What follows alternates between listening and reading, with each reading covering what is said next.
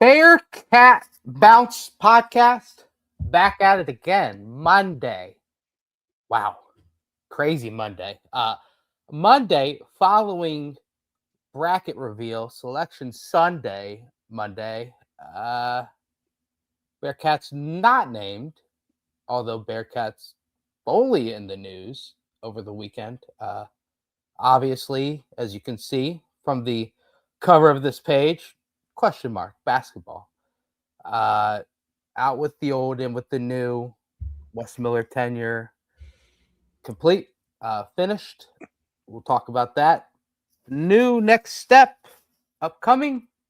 We'll talk about that. Bearcats, nonstop, full coverage yet again here tonight. And you know what? There's no more messing around. We got to just dive right into it. So without further ado, we are fully assembled. We are ready to talk. We are ready to reconvene, and we are ready to St. Patrick Day before up. And so, Aaron Smith, Chad Brendel, and Ryan Royer, gentlemen, how are we? Good. Been busy. Spent the weekend in Louisville at a volleyball tournament.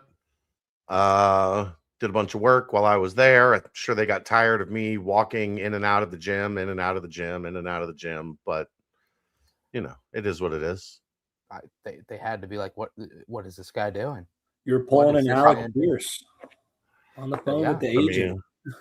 Right. You know, a lot of phone calls. I mean, if there's someone checking out that security footage, just like, look at this guy. He's been in and out 10 times. There's something going on here. Suspicious person has been alerted. You sound like Dan Simon. Sometimes you got to be in Dan Simon mode. Dan Simon at the craps table, just getting up and walking away. Yeah. Sometimes you're in Dan Simon mode. But yeah, it's been good, but busy. So, you know, let's get this show on the road so I can get back on the phone. Good and busy is a good thing to say. Back on the phone, I agree. Excited to we've got fully assembled in the chat. People ready to hear what the phone calls have been about. So there's no better time for now. But how did the volleyball tournament end up? Let's ask that next question. Lost two really close ones on Saturday, so they went 1-2 on Saturday, but won both on Sunday. The funny part is they actually played really well Saturday. They just played two teams that they were like very even with, and they ended up not getting the wins. Sunday they played like crap, but they won both.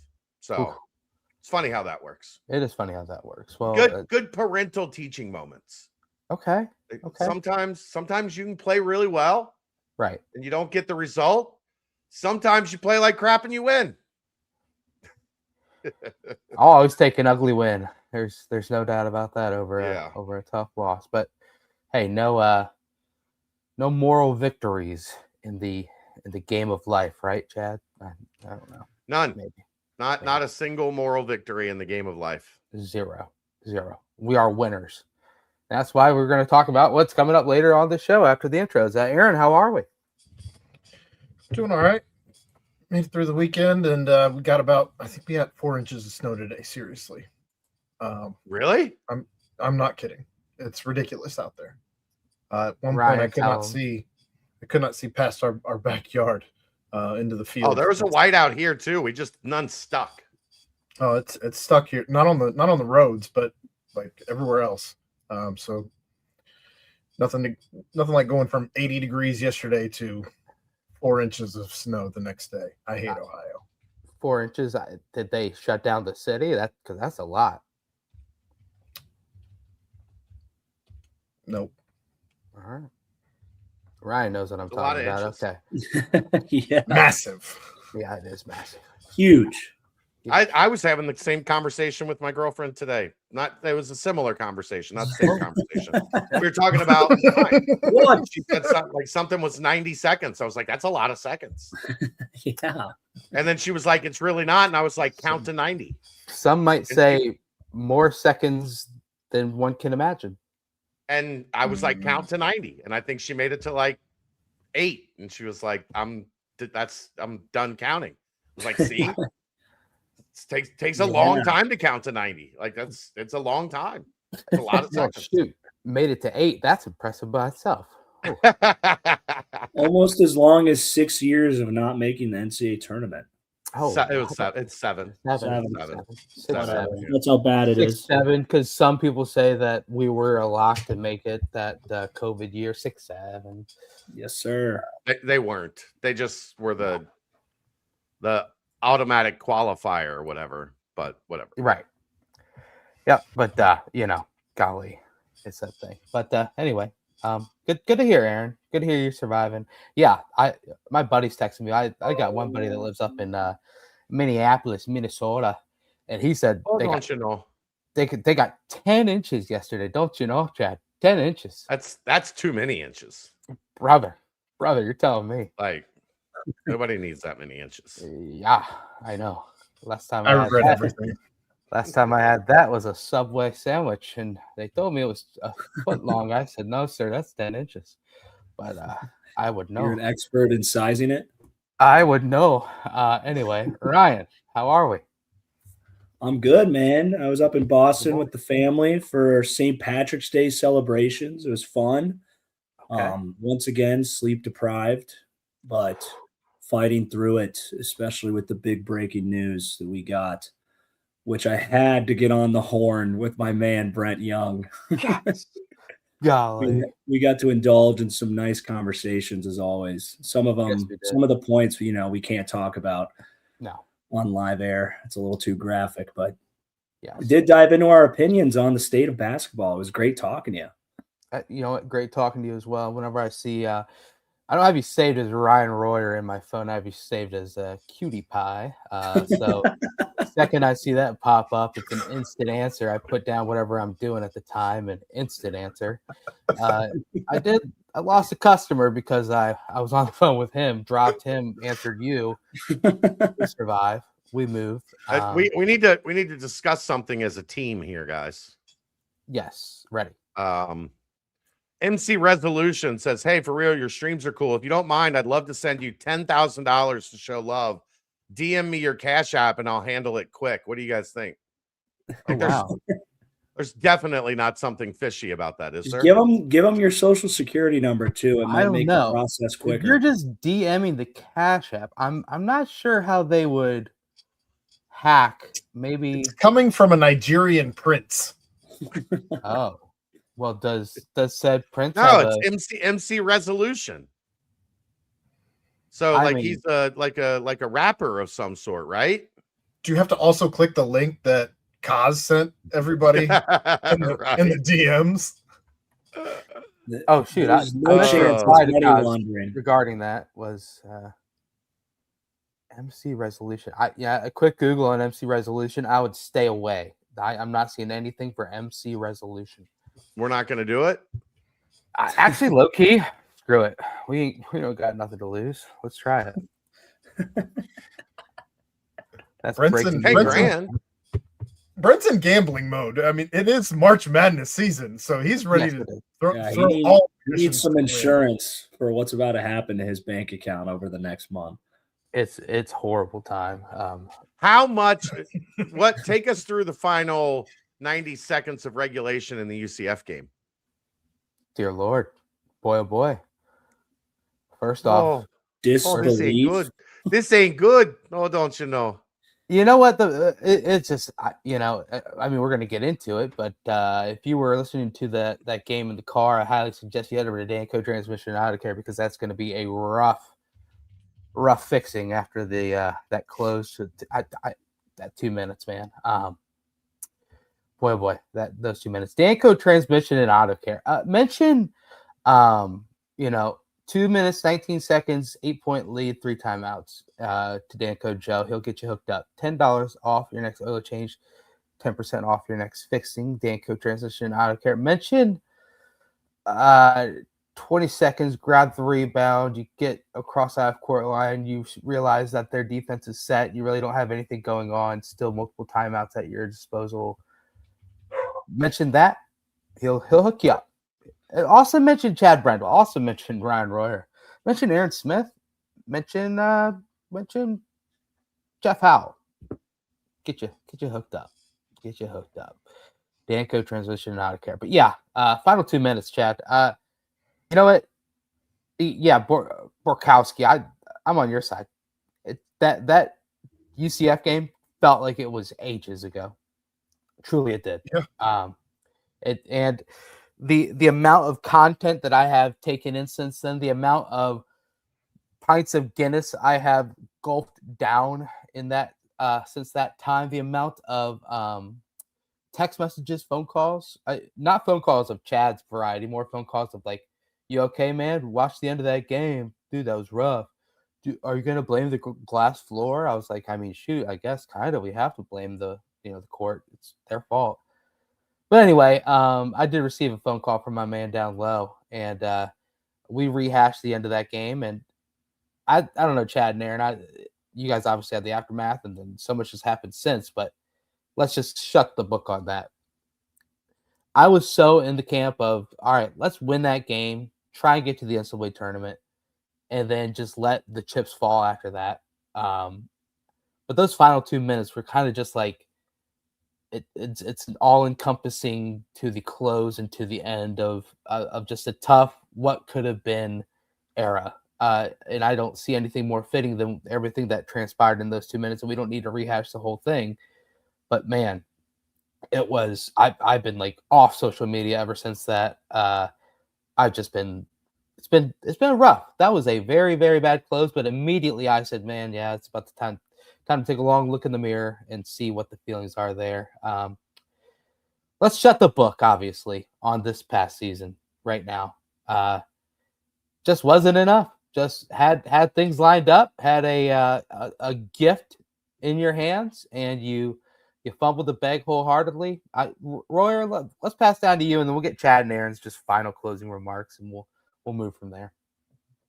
Yeah, it was just a perfect example of the inconsistent roller coaster that the season was. You have a horrible loss in the non-con against Eastern Michigan. That was a valley that kept going in a way with another loss to Xavier as well, and then a lackluster start in the Big 12 conference. But you had a moment there. You have Houston at home up by 8 or 10. I can't remember what it was, looking like a winnable game. And then you keep sliding down the slope.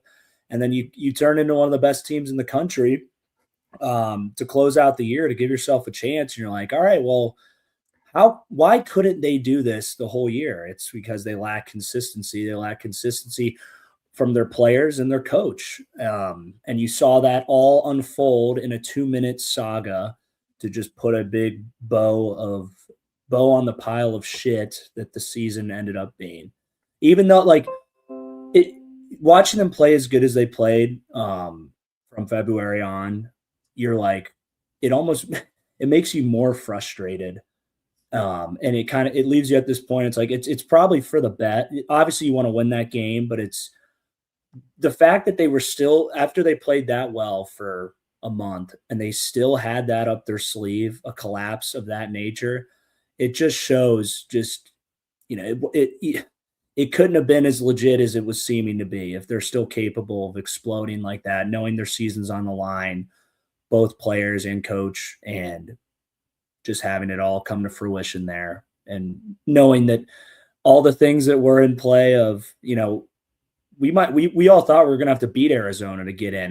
Now it looked like we just win that game against a team we were better than. We played better than them for most of the game, and you blow it, and then you're out of the tournament. Coach gets fired. It's just a roller coaster of dog shit, to put it bluntly. I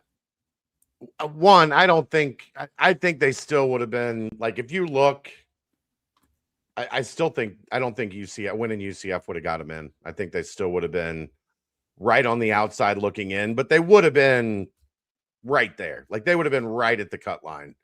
But it was a microcosm of 5 years. Like, each of the past 3 years in the Big 12, like, there was a path with a couple weeks left, and they could never complete the path. There was, if this and this, if they take care of business and do what they need to do, they'll be right in position. And they never got over the hump. And that's exactly what that UCF game was. Chance to get into the quarterfinals. You'd get, your shot at the number 2 overall seed. Who knows what happens from there. But ultimately they fought, scratched, and clawed all their way back into the conversation, but it doesn't matter if you don't make it. It doesn't. It's a nice subplot. It kept us interested. It kept these shows for a month from being really difficult to do. Like, if they continued losing from that point, they were 3-7 and 11-12. Like, it would have been absolutely miserable sitting in this room having these conversations for the last 6 weeks. But it wasn't good enough. And I mean, I've talked about it a bunch. Like, the fan base was out. I see it and connect with it as much as anybody that doesn't work in the ticket office. And I didn't see any way to come back from it. And it was something that unfortunately probably needed to be done. And time to move on and see what the next chapter of Cincinnati basketball looks like. Yeah. Aaron, you want to put a bow on anything? I mean, there's not much to add to any of that. It was a terrible start to the season, and it was all too little too late.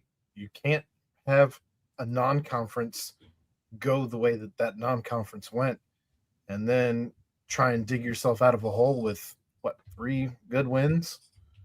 The hole was too deep, and you weren't able to find your way out. Yeah, that's really all it came down to. A couple points here and there, but those points add up. At the end of the day, you didn't have enough. Yeah, I mean, that game sucked because it's just the whole thing where it's like Ryan said, it just, you build that lead in the second half, and I'm in la la land because it's like, okay, good, cash the bet, we roll. Also had a future to Bearcats make the tournament. I said, yep, we roll. Neither happened, obviously, so not good. And then outside of that, it's just like, that's kind of where the doors seem to pretty much shut. You heard the national media talking about it and everything along those sorts, and yes, I just further the sentiment as well, where it's just like the part sucks the most is that, like, and Chad, you're the main person that could actually echo this even more, is the fact that Wes Miller, the person, is an outstanding person. He truly is, and he cared about this program, and he wanted this program to succeed, and he wanted to be the coach to make them succeed. And when that doesn't happen for anyone in life, when they try hard to get some sort of purpose pushed forward and they're not able to get over the hump, you do feel bad for it. There's a moment when a human element takes over, and you're like, okay, that sucks. That part hit me a little bit when the final, tweets came out, Rothstein first, and then everyone else trickling out after that. But that's the part that sucks in the whole thing. Obviously the record against Xavier, the 0 NCAA tournaments, the failing down the stretch in numerous close games, the quad 1 record, all the different things that make you just say, oh, he wasn't able to do it. Yes, that fortifies the reason to move on. But the fact that it happened to someone that was legitimately trying his ass off to make it happen is the only part that I look back at and say, damn, I really wish it could have happened with Wes at the helm. But I don't know. It wasn't meant to be. So Chad, I guess now that it's a couple days removed, and obviously it's not been finalized officially, but something that you were on track of from the jump. How did those kind of 24, 48, 72 hours after the UCF game kind of trickle out into the final decision to move on? I mean, I can't really get into a lot of that at yes, this point, but yeah. It was the weirdest part. Obviously, like, Thursday was kind of a lost day. Like, the plan was for the plane to leave Kansas City at 10 o'clock in the morning. I think it was more like 6 by the time they got in the air. So then when you get back to Cincinnati, it's already nighttime. You're not going to be going into the office and like, doing anything at that point. So then obviously, everybody up and at 'em Friday morning. And we were at spring football practice. There was a pretty weird vibe, on the sidelines as people are kind of interacting or whatever. And you just kind of got the feeling that it was happening, that it was going down. So then I knew it was going to happen as I was driving home, which of course it did. Right. Luckily this time I was only like, I was turning on to the road that leads to my subdivision. So I was only like 3 or 4 minutes from home this time, as opposed to when Mick left, I was like 20 minutes from home and had to pull off to the side of the road to deal with that one. But from the sounds of it, there was a meeting with Wes and Cunningham. After that, Wes went down and talked to the team. News that's generally how that stuff works, is once that team meeting is scheduled, you're kind of stuck. Like it's gonna get out. Like you're not gonna be able to keep it quiet. So that's kind of how it went down. And it's been really weird since. This is the weirdest, calmest coaching search I've been a part of. And I've been a part of, I think I counted the other day, I think this is either 9 or 10 between football and basketball coaching searches I've been a part of. Yeah. I was literally just starting when D'Antonio left and BK took over. So I really wasn't part of that one.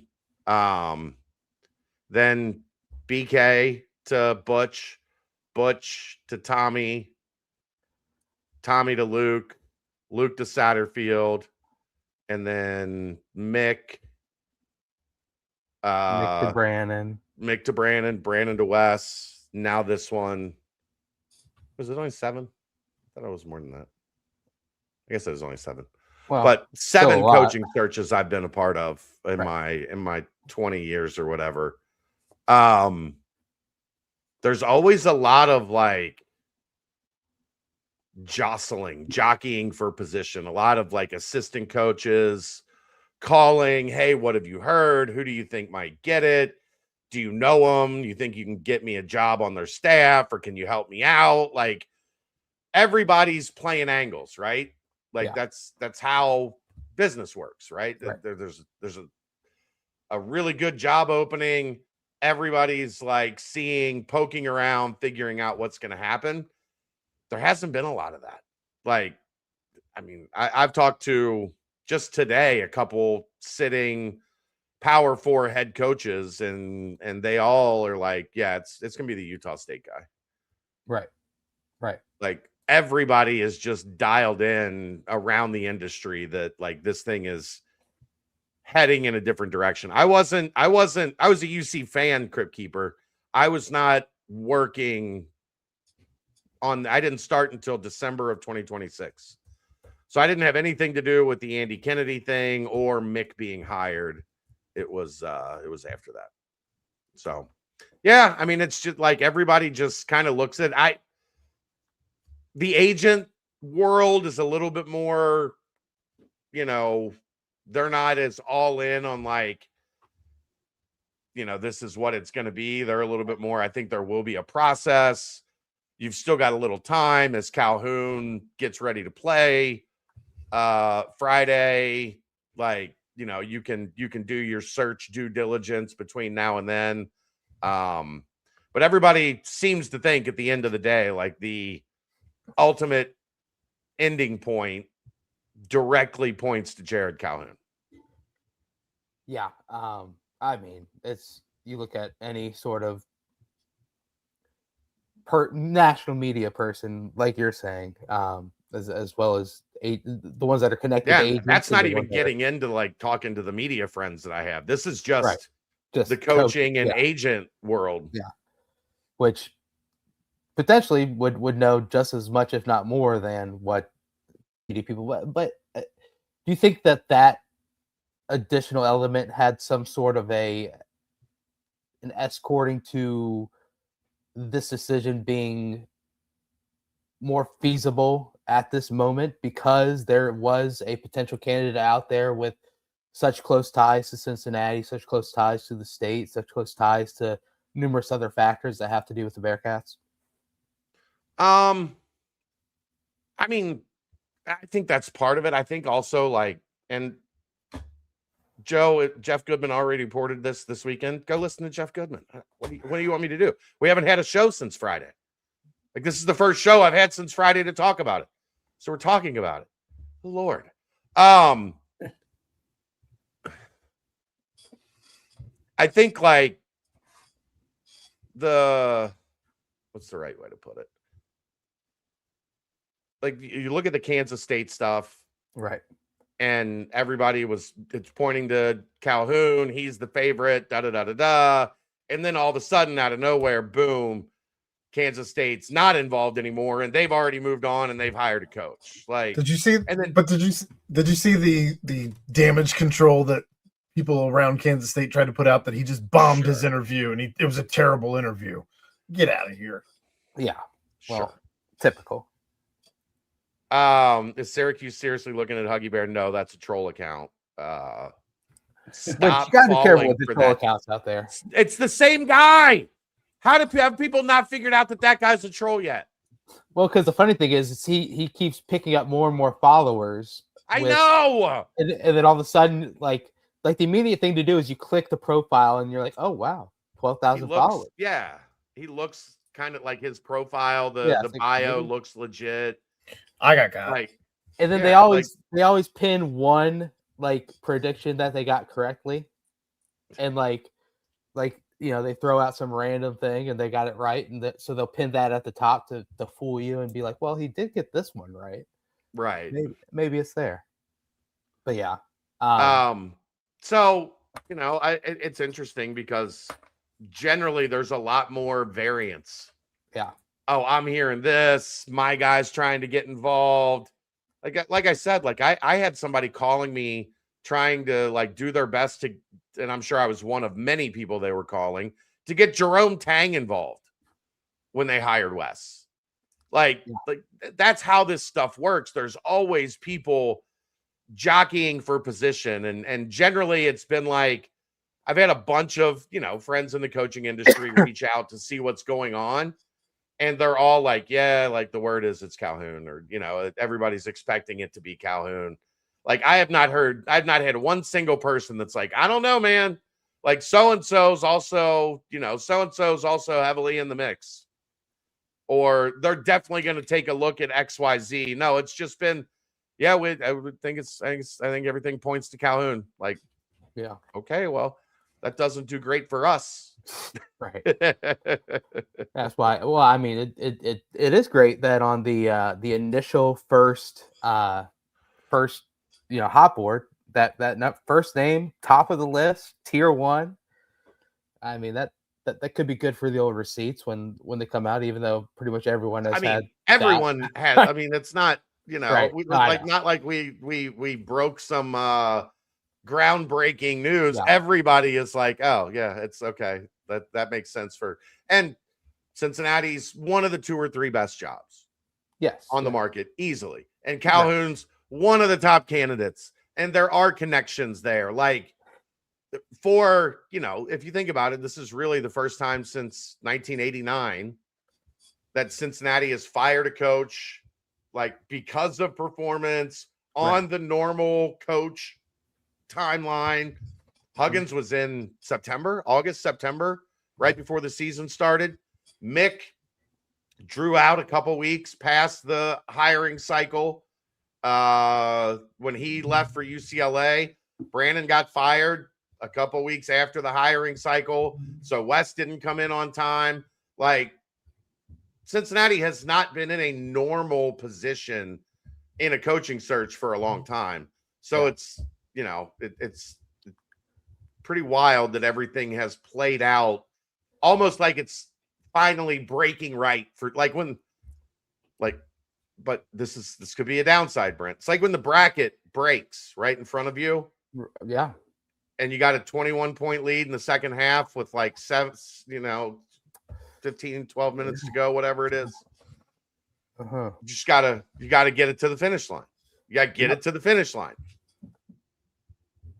Yeah, that sometimes you go to Nashville and you have a really fun weekend, and then it all boils down on a Sunday, and the drive home is treacherous. Yeah, all roads lead to sadness sometimes in March, and it's okay. It's okay. But yes, thanks for randomly bringing that up, Chad. But yes, I was just a hypothetical, Brent. It was just a hypothetical. Well, a hypothetical that brought back a non-hypothetical Oogie Boogie, and I'm now all nervous up here in the top left corner and making me all sad again. But hey, Ryan Royer, you're starting here on live.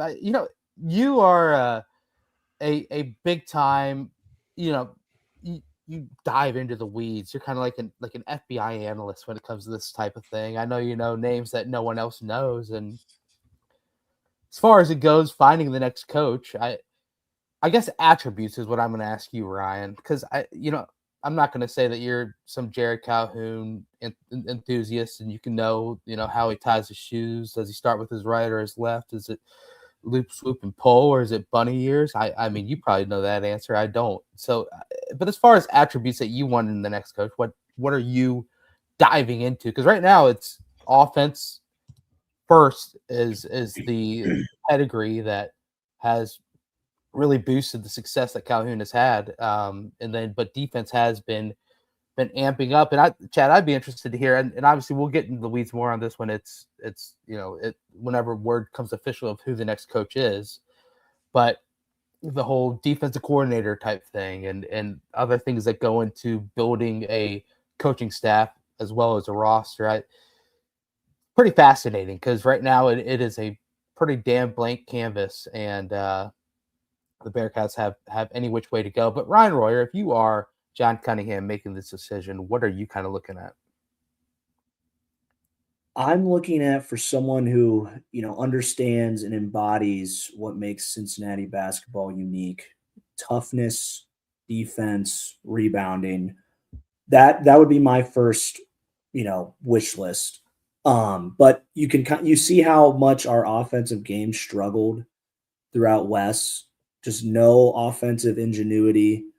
And I think a guy like Calhoun is a great fit because he has the offensive coaching ability, but he also has the pedigree of being here during the Bob Huggins era, knowing what it is to, wear those original Jordan Seapaw uniforms, coaching on that team, and understanding how important all those details were that I listed before and why that led to their success.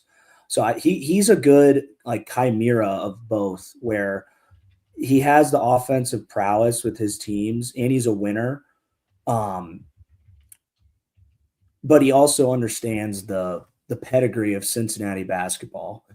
So I think he's a great fit. The one nervous thing I have is when you have these situations where it seems like all the stars are aligning, it doesn't give you as many opportunities to think about all right, well, let's actually analyze, multiple candidates and not just go, oh, this is what everyone thinks we should do. And everyone in basketball media is like, this is what's going to happen. And sometimes it can have you overlook some things. So I'm not saying I think that's going to happen. It's something to be weary of, because you shouldn't, just because, it seems like it's the right fit. You can't just overlook things and just jump to conclusions with a guy like Calhoun. So John's just got to be on top of it and, really look for how the coach identifies with Cincinnati basketball, the city of Cincinnati. That's something that I think Wes just couldn't figure out, even though he could figure out, how to recruit, how to fundraise, and all that stuff definitely shot up. And when you're looking at comparison to I know John, Brandon, and Mick didn't have those scenarios, but in terms of NIL, but you really felt like that part of Cincinnati basketball was growing pretty well. And it just didn't translate to wins because I think John didn't have Wes didn't have an identity for what makes Cincinnati basketball special. And he didn't have an offensive structure. And so all that hype and prospective performance by, recruiting, that all kind of went out the window. So we'll see what a guy like Calhoun can do, where he's a winner. He knows what Cincinnati tough basketball means because he coached with, Huggins, who was the real guy that put that on the map on the national stage. So he's got some good momentum coming in if that's going to be the guy, but it's got to be someone that hits all those buttons. The fun thing is that Utah State is currently in the tournament. Obviously, they got a 9 seed. If you were to ask Jared Calhoun, he would say it was absolutely atrocious that they got screwed by 2 to 3. Why you want to play in a league like the Big 12 and not the Mountain West? Absolutely atrocious. But Chad, they have a better fan base than us, supposedly. Sure. Yeah, sure. Ask them. More support. But yeah, I don't know. Like I said, if it happens, they have more athletic support, so they're jock straps. Is that what you're trying to say? Sure. If it becomes official and that is the move, we'll dive more into it. Obviously, he's had a ton of success. Fairmont State, and obviously Youngstown State, and then obviously at Utah State. They're the 9 seed against Villanova, and they're favorites. So take that for what it's worth. Then they play Arizona. He'd get a taste of Big 12 right away. So it would be fun to follow that. He's got a fun team. Really, really fun team to watch. Was able to catch their Mountain West tournament run, and it's pretty awesome seeing they had a couple losses earlier this year, and in their run in the Mountain West Conference tournament, they were able to avenge those losses that they had earlier in the year. They lost twice to UNLV. They go out and beat UNLV by 20 in the first round that they played in the Mountain West Conference, and then they played Nevada after that. They lost to Nevada earlier in the year. Were able to beat them by 13, and then San Diego State lost to them earlier in the year, and were able to beat them by 11 to take home that tournament championship. So pretty cool thing to follow there. Chad, and anything you want to update as far as, I know you placed a Saturday evening update, anything further along those lines, whether it be updates are on the message board. Okay. And VIP, I imagine. That's how we make money, Brent. Okay. You can hit my direct DMs if you would like those updates, and I will point you to the message board, and you can become a member of BearcatJournal.com. That'll be fun. 75% off right now. So go to BearcatJournal.com, click join, and you can get a year of service for $35 for the whole year. Unbelievable deal. So you'll essentially get the entire first year of whoever the new coach is with your subscription. You pay $35 now, and you won't have to re-up until they're getting ready to go into the tournament this time next year. Look at that.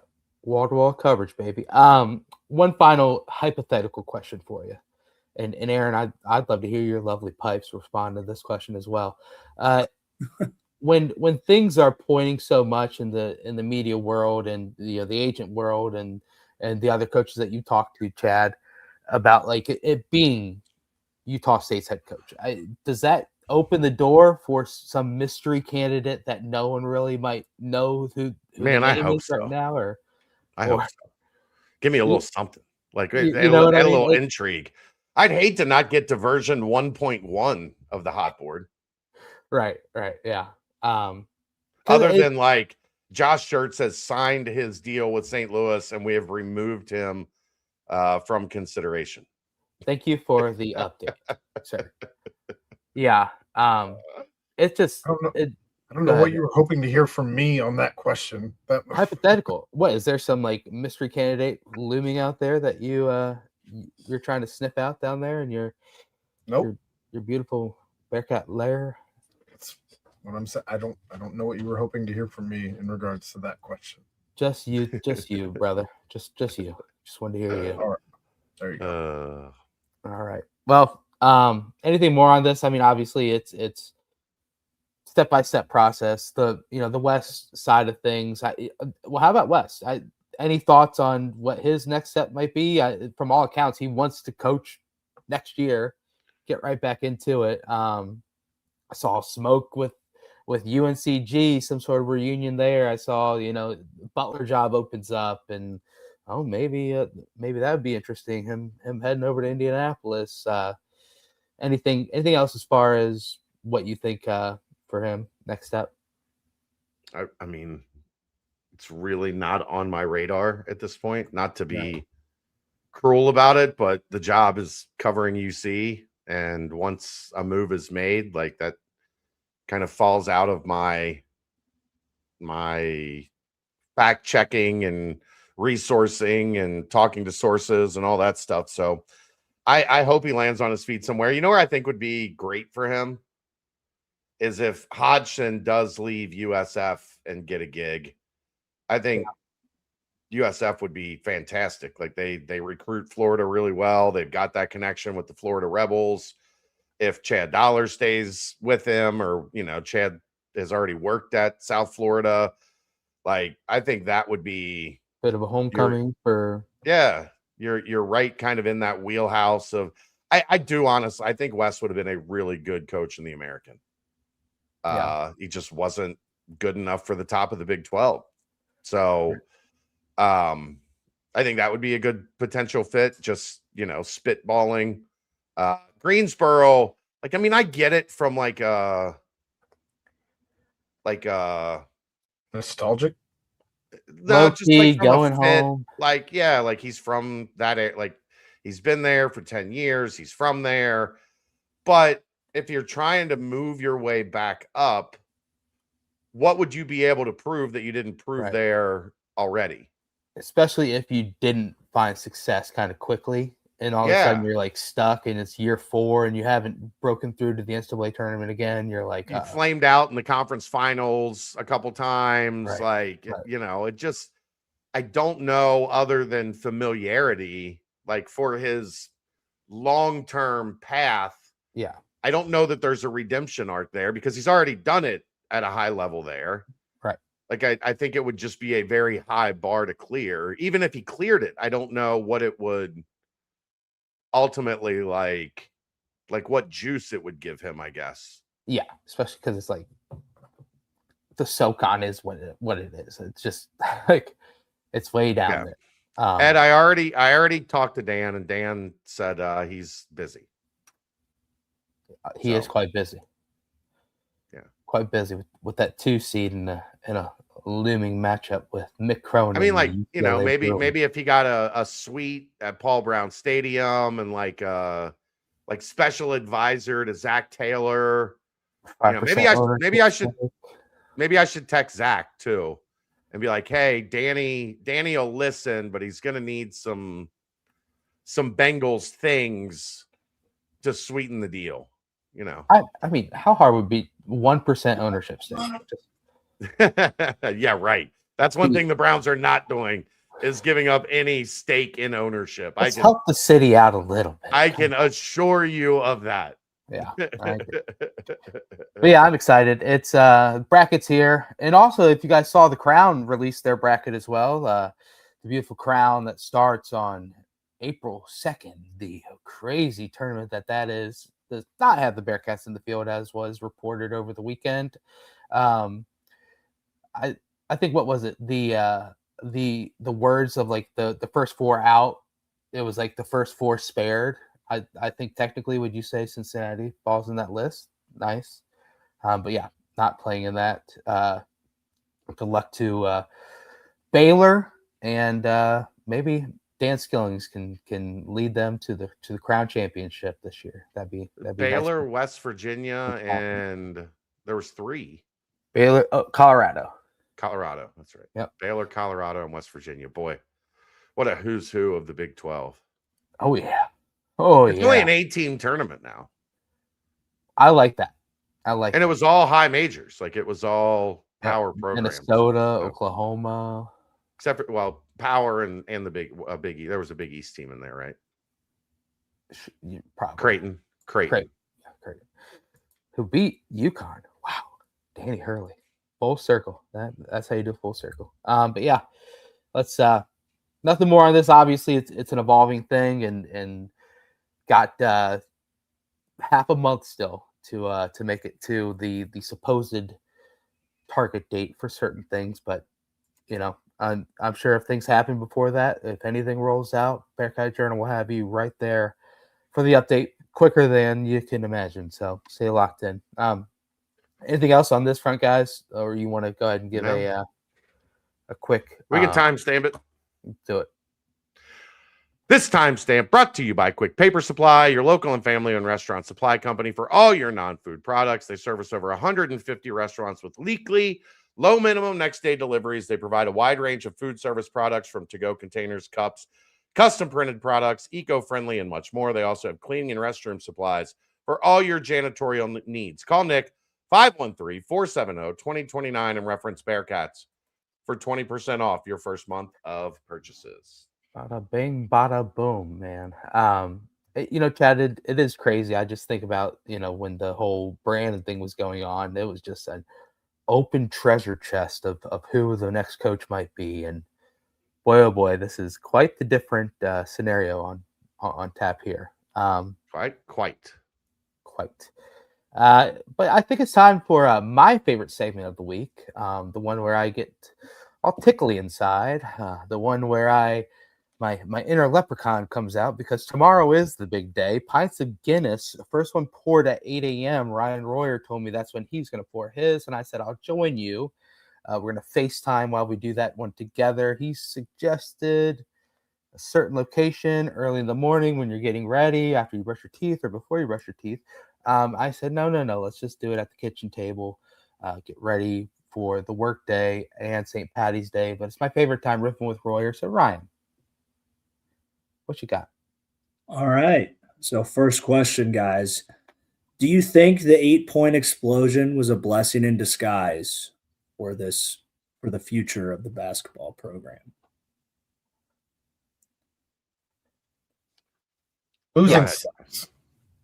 I mean, losing sucks. I at no point rooted for them to lose a game. Yeah, I didn't either. Just so Wes Miller would be gone. Now, that said, who's to say that even if you win and play Arizona doesn't beat the brakes off of you? We don't know that Wes Miller doesn't still get fired, depending on how that game goes. There's nothing to say that if you win that game, if you lose that game, that anything changes. Yeah. So I don't know. I mean, I'm not going to call it a blessing in disguise, because I think that just replacing a coach always sucks. It means that you failed, plain and simple. So it just is what it is. I don't think it's anything. For me, anyway. It's not a blessing. It's not a curse. It's not something to cheer about. It's not something to get terribly upset about. The whole season, you can be upset about the whole season, but I'm not. At this point, I've already forgotten and moved on. Somebody said earlier in the chat, that it felt like a month ago. It feels like forever ago, that UCF game already. So much has happened since. Yeah, just to clarify, the way I was looking at it was I didn't want them to lose either. But my viewpoint was they win that game, how we were talking before, that might have, boosted the odds of Wes Miller coming back, even if they don't make the tournament. And so you kind of have a wish and a prayer that Wes works out next year, or you kind of just rip the Band-Aid off, following that type of loss and the given scenarios, and rip the Band-Aid off, looking forward to the future, guy like Calhoun or whoever it might be to be able to, right the ship. Yeah, I think in the moment, even if they would have won that game against UCF, I don't think that, and then a loss to Arizona the next game. I don't think any news comes out about, Cincinnati moving on until at least Sunday after the bracket is revealed. I mean, obviously that's no one will ever know the answer to that unless they, live in an alternate universe or something. But I imagine if you are a true bubble team, like you would be right there on the cut line all the way up until Selection Sunday. It would probably be a pretty big black eye if all of a sudden word comes out that you're moving on from your head coach leading into Sunday. So I think it would delay things a little bit, but I don't know kind of what the end result would have been if then all of a sudden the name isn't mentioned. You're one of the first 4 left out. Then all of a sudden, is it immediate on Sunday night at 8 p.m. word comes out, or would it come out today, or what would be the trickle effect then? Is it too late then to tell the Crown you aren't coming there? It would be an interesting domino effect after that. So in order to get things in motion, I guess, sadly, even though the loss hurt and I was extremely frustrated afterwards and kind of just at a loss for words and really had some soul searching to do after that for the next couple hours. I wouldn't say blessing in disguise, but I would say it was a needed thing to get the ball rolling for the next step.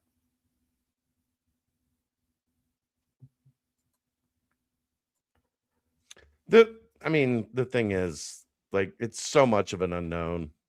Like, maybe it ends up being a blessing in disguise. Maybe it ends up being a nightmare.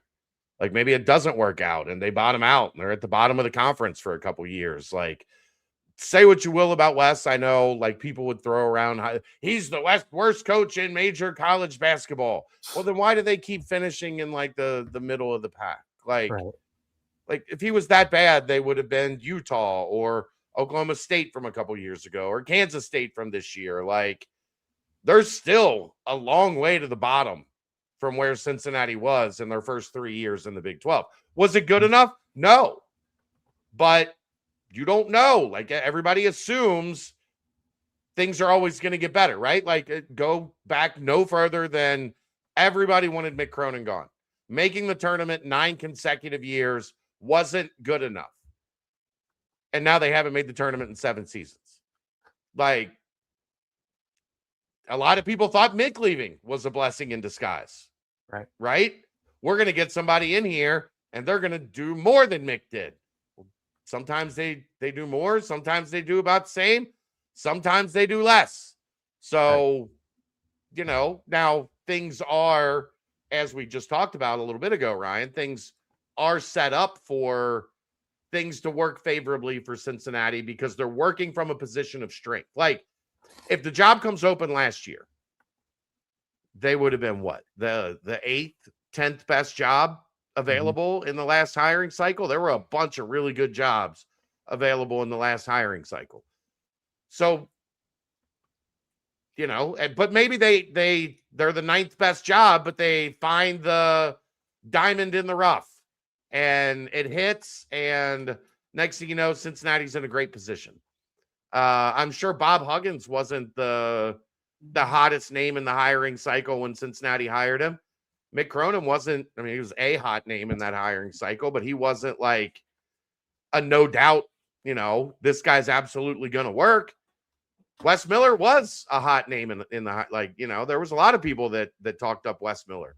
So you just never freaking know, man. You just have to see how the chips fall. And that's kind of what UC did. And that's what I said UC was going to do all along. They're not going to do anything rash. They're not going to rush to judgment. They're going to get to the end of the path. They're going to see what the path looked like. They're going to make a decision. That decision was to move on from Wes.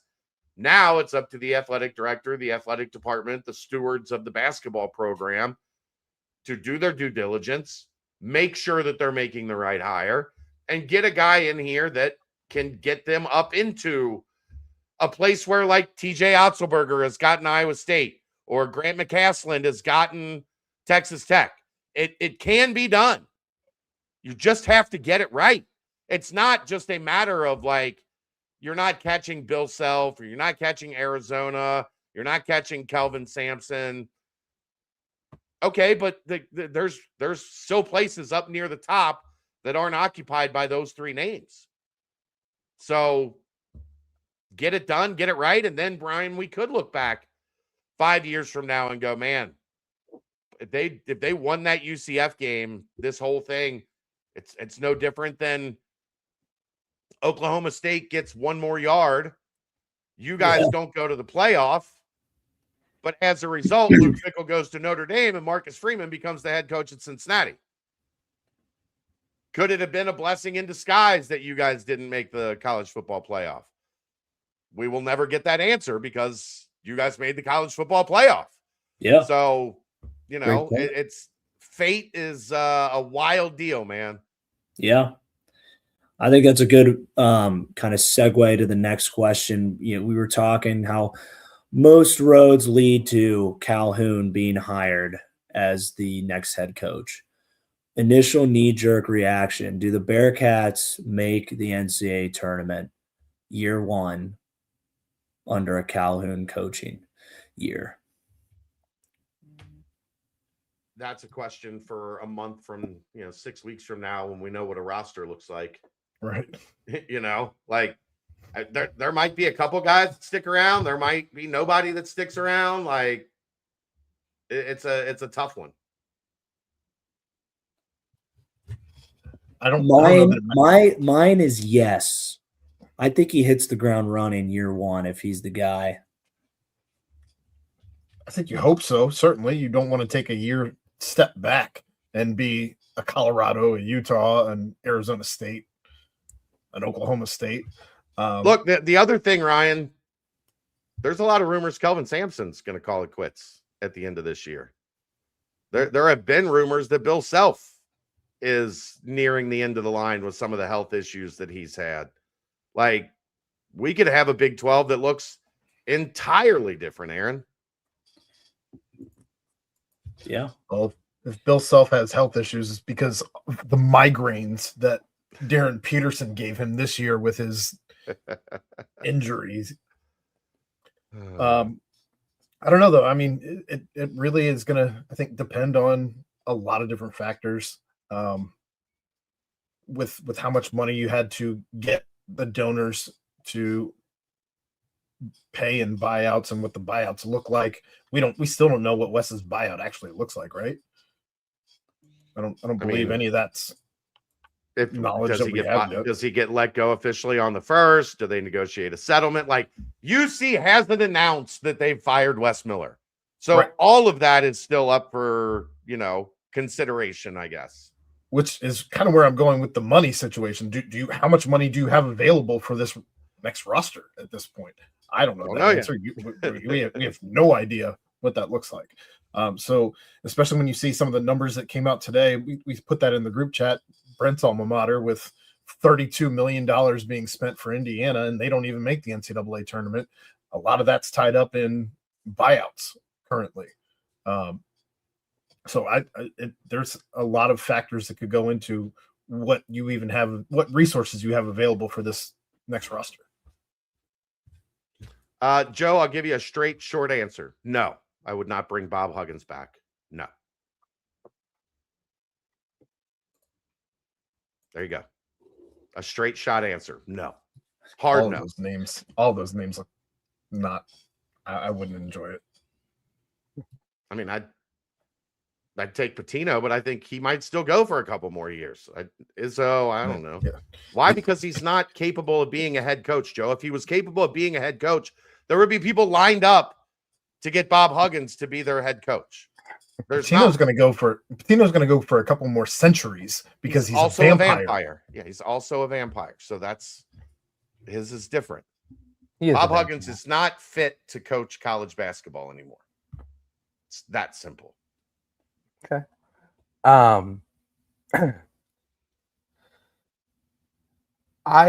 mean, just the way that these, if Calhoun does come in, and the familiarity with the program and the ability to kind of touch back on the quote unquote glory days and I mean, what, the one season or was he here 2 seasons as a student assistant? 2003. 03-04 season. So he was just here for one season. So that 03-04 season Famer. was John Wooden's a Hall of Famer. Do we dig him out of the grave and let him coach? No. Don't ask Flight White how long he was here, because he's not quite sure he was ever here, despite being in a picture with him. With him standing right behind him. Could have put his hand on his shoulder. That is hilarious.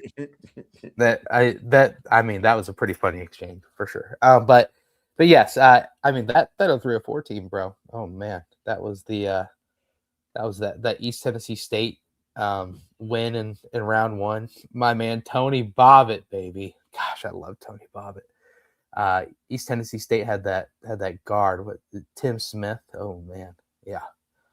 Anyway, that was a good season. But yeah, Jason Maxiell was on that team, Eric Hicks, Tony Bobbitt.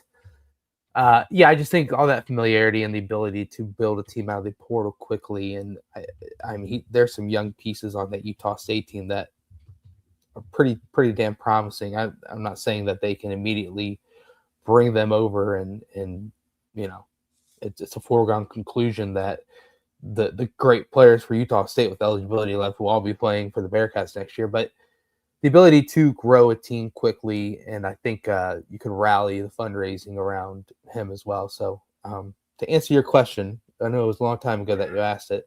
I would say yes, back to the tournament year one. Why not?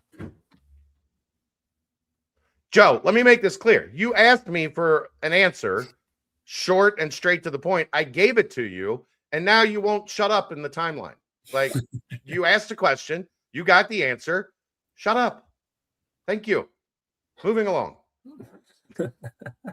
Moving on, as my boy Aaron Smith says. It's like my daughter. She asks questions, and don't ask a question you don't want the answer to. Yeah, true. There seems to be a personality issue with Mr. Huggins that makes him not a viable. Syracuse is not giving Bob a shot, Joe. It was a troll account. You got trolled. You got played. He's not coaching at Syracuse. Joe, are you the troll account that said Bob Huggins is going to Syracuse? You played yourself. Jeez. Any thoughts on Tom Gilmore? Is he related to Happy? If he's related to Happy, I'm in. The first hour bring in Tom Gilmore. Hey, Ryan, that first hour of Happy Gilmore too. Can I get it? Hell yeah, man. That's pretty funny. Had some good chuckle parts. It's 316 day. Can I get a hell yeah? Hell yeah. Beer. More beer. What? Whiskey. What? Tequila. More beer. Cincinnati Studios. More beer. Yeah, Chad. I think don't do that again. Someone could screenshot that and make a bad photo. Aaron, you do it. Replace those beer cans. I'm not making a mess. Okay. Thank you. Fine. Shut up. Is that a challenge? He's not. He's responding to everybody in the chat, telling him to shut up, not you. Well, too late. All right. I made him shut up. Oh no, Joe. Oh, our Farrell. I do not want Travis Steele. Congratulations on making the tournament with Miami. A pretty wild post-game presser with him, but why not Travis Steele? Travis Steele had a shot in the Big East and failed at Xavier. What are we doing, guys? What are we doing? You've got a guy that just won his conference and conference tournament championship in the sixth best conference in the country. What are we doing? Like, look, do I have concerns about Jared Calhoun? Yes. I still need to know that they're going to be able to execute man-to-man defense at a higher level. Like, I saw Xavier fans trying to dunk on me because I expressed those concerns. I still have those concerns. His man-to-man defense wasn't great at Youngstown State. In fact, for most of the time there, it was pretty bad. But guess what? There's a reason to believe he learned from that. Why? Because when he got to a higher profile job, he brought in a defensive coordinator and he turned the defense over to them and said, My offense, I know, is awesome. But I'm going to let somebody else handle the defense.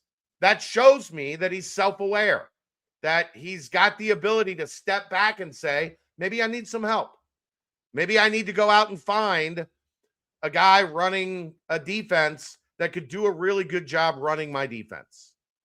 Or running, a defense that I think can work in this league. So that at least gives me a positive outlook, a potential like, okay, let's see how this works. Now, I'm still going to be concerned about it until I see it. And if he shows up here and his defense is 140th, but his offense is 12, then I'm going to say the same thing that I said with Wes. It doesn't work. You have to be really good at both. That's if you want a concern with Jared Calhoun, that's my concern with Jared Calhoun. But he has shown he's willing to address it and understands that it needs to be addressed to win at the highest levels. And what happened this year? Year 2, turning the defense over to somebody else. They were very, very good defensively this year. So, there's concerns with everybody. They're not going to go get Dusty May. They're probably not going to be able to get Jay Wright out of retirement. I think you got to make the call. You call Brad Stevens and see what he's up to if he wants to get back into college coaching. Like, that's what this week is for. You got to make some calls. Got to make them say no. Yeah. Oh man. Oh. All right, Brent, do you have our tip, touch, and topic of the week? The TTT of the week. Of the week. Yes. Well, first we got to do our. Find us. No. This way. Wait, pull it back. Connect it. There you go. Yes. Come on now. Yeah. Okay. All righty. Genius. All righty. Beautiful. Okay. Just so when you thought this show couldn't get any better. Worse. Unbelievable. It is fabulous. Yes. So you were mentioning that 2 of your favorite days of the entire year are falling on the same week. Yet again, it happens quite a lot. That's right. It's a opening day Thursday of the NCAA tournament and St. Patrick's Day. Okay. And you said line it up if you had no work, if you had no obligations to do on either of those days, Tuesday and Thursday. What is the perfect day that you can line up? First, St. Patty's Day, then Thursday, day 1 of the NCAA tournament. Line it up, Ryan. Line it up early for me. Go. Oh man. Or how about one that you've had in the past that's just so memorable that you just simply can't get it out of your mind? Just with the NCAA tournament? Hey, you can mix both. You can go just St. Patty's Day. I want to get all the crushing in. I want to hear it. One of my favorites is I was in Chicago for St. Patrick's Day. And I got there on Thursday of opening day of March Madness. And so I was like with a bunch of buddies I haven't seen for a while. The city was buzzing. It was when Purdue lost to, was it FDU? Oh, Farley Dickinson. Yes. Yeah. So like it shouldn't have even been in the tournament because they lost to Merrimack in their conference tournament championship. Yeah. So it was I was in a fun town. The games were electric. The green beer was flowing. That's probably my ultimate so far in the recent memory. Fair enough. I think the NCAA tournament and I think St. Patty's Day, I want to say St. Patty's Day, the NCAA tournament and legalized gambling was all at the same day in Ohio. I do think that, yeah. I think that lines up. That was I'm fairly certain I fell asleep at Skyline while eating the green 3-way due to too much activity that day. There was too much. Yeah. Oh. And yet amazing all the same. Oh, it's a fabulous time to be alive. Chad, You got a great memory. Great St. Patty's Day memory would just there was one year it snowed. I think I've told this. I think you ask this every St. Patty's Day, and I tell the same story. Oh, I think this is actually where original? the original inches of snow story or like gag at Molly Malone's in Covington. It was right down. I lived in Newport. It was right down the street. Went there, sat there for probably 10 hours drinking scotch. Yep.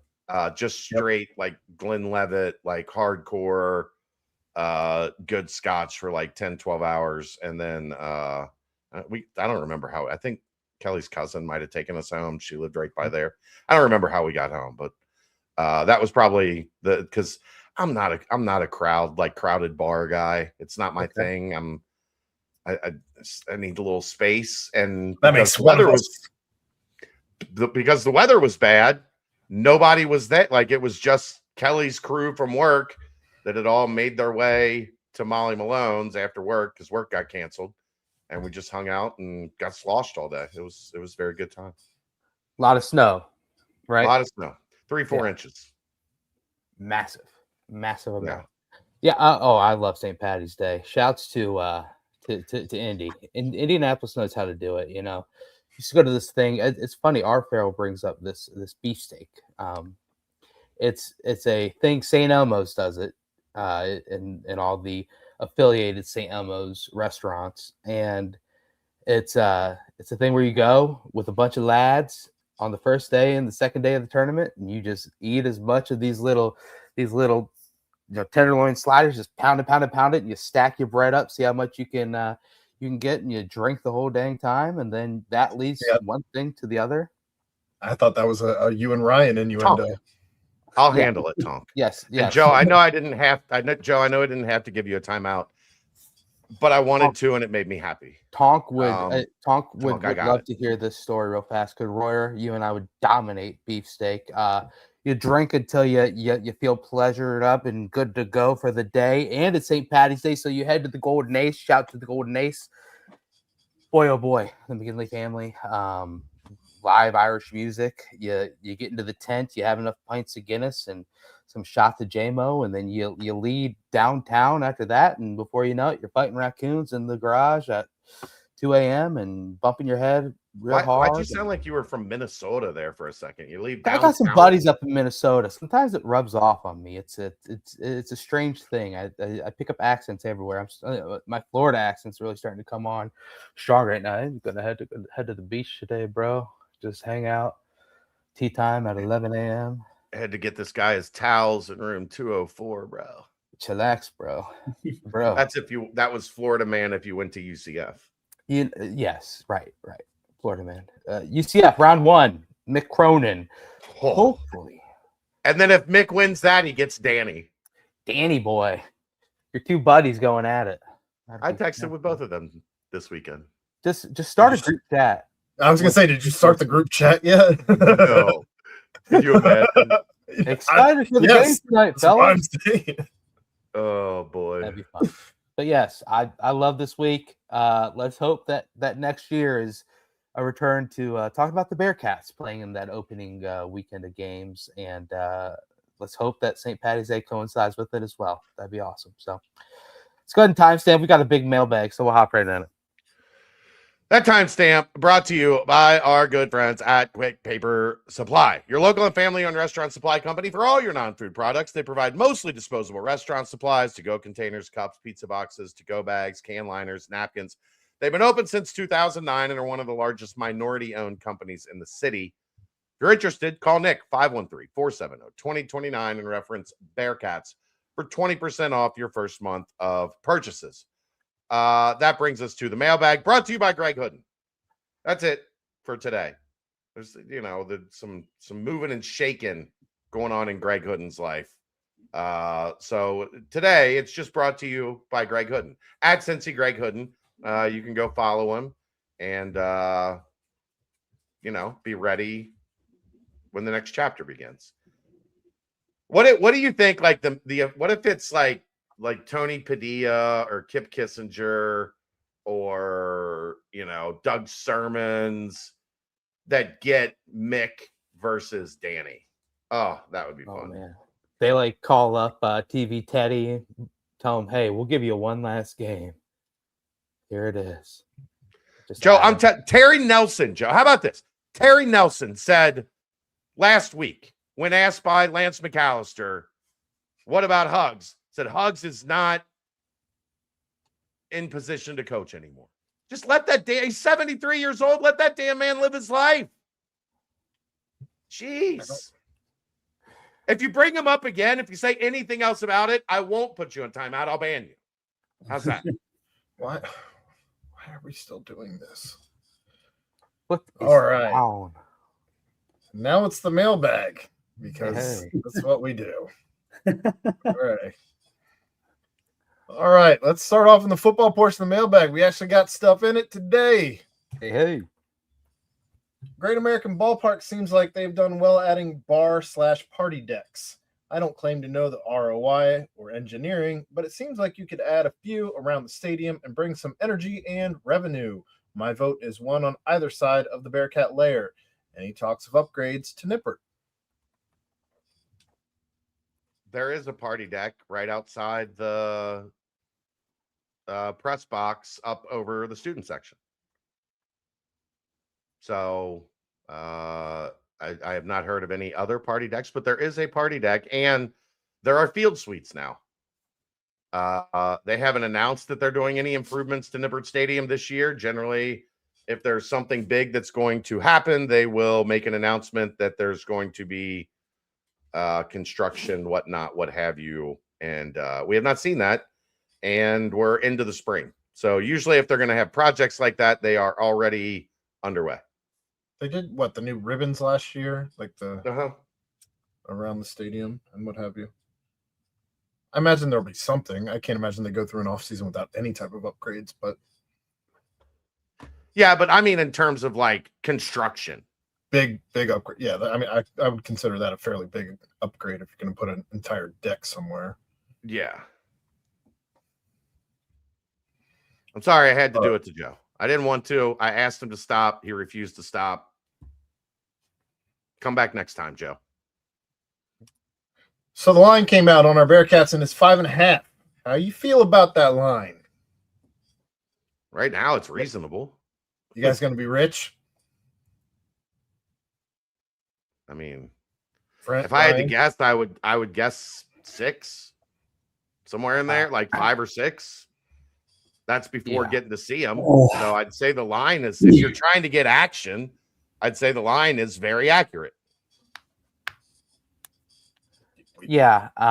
There's so many question marks. Who knows what this team's going to look like? Yeah. No clue. One of those lines where it's like, after spring ball ends, I would love to sit down and chat with Chad Brendel, Keegan Nixon, and Nico Palizzetti, and kind of then revisit this question because there is just so much unknown. And, it most of the time it boils down to the guy tossing the rock around. So hope to see how the advancement and success of how JC French or whoever it is that's going to be throwing the ball to these new wide receivers and whatnot, because the offensive line sounds like it's going to be set and rocking again. So that's maybe I don't know. I mean, I think Nico threw some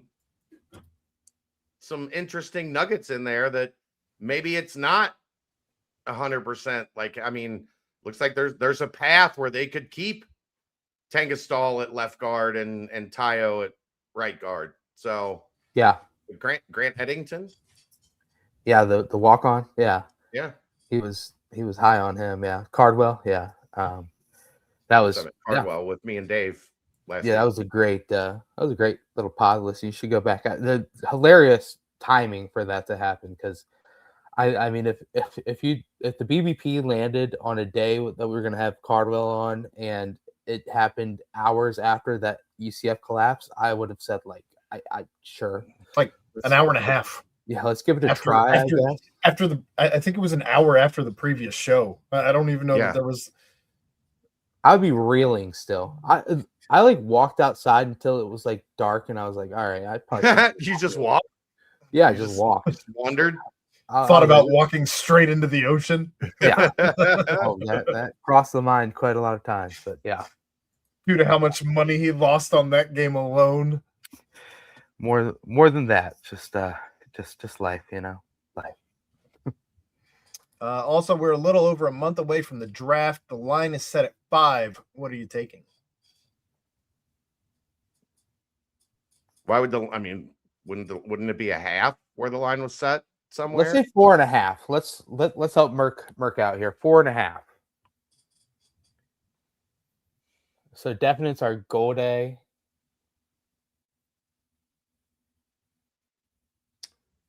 I mean, Royer.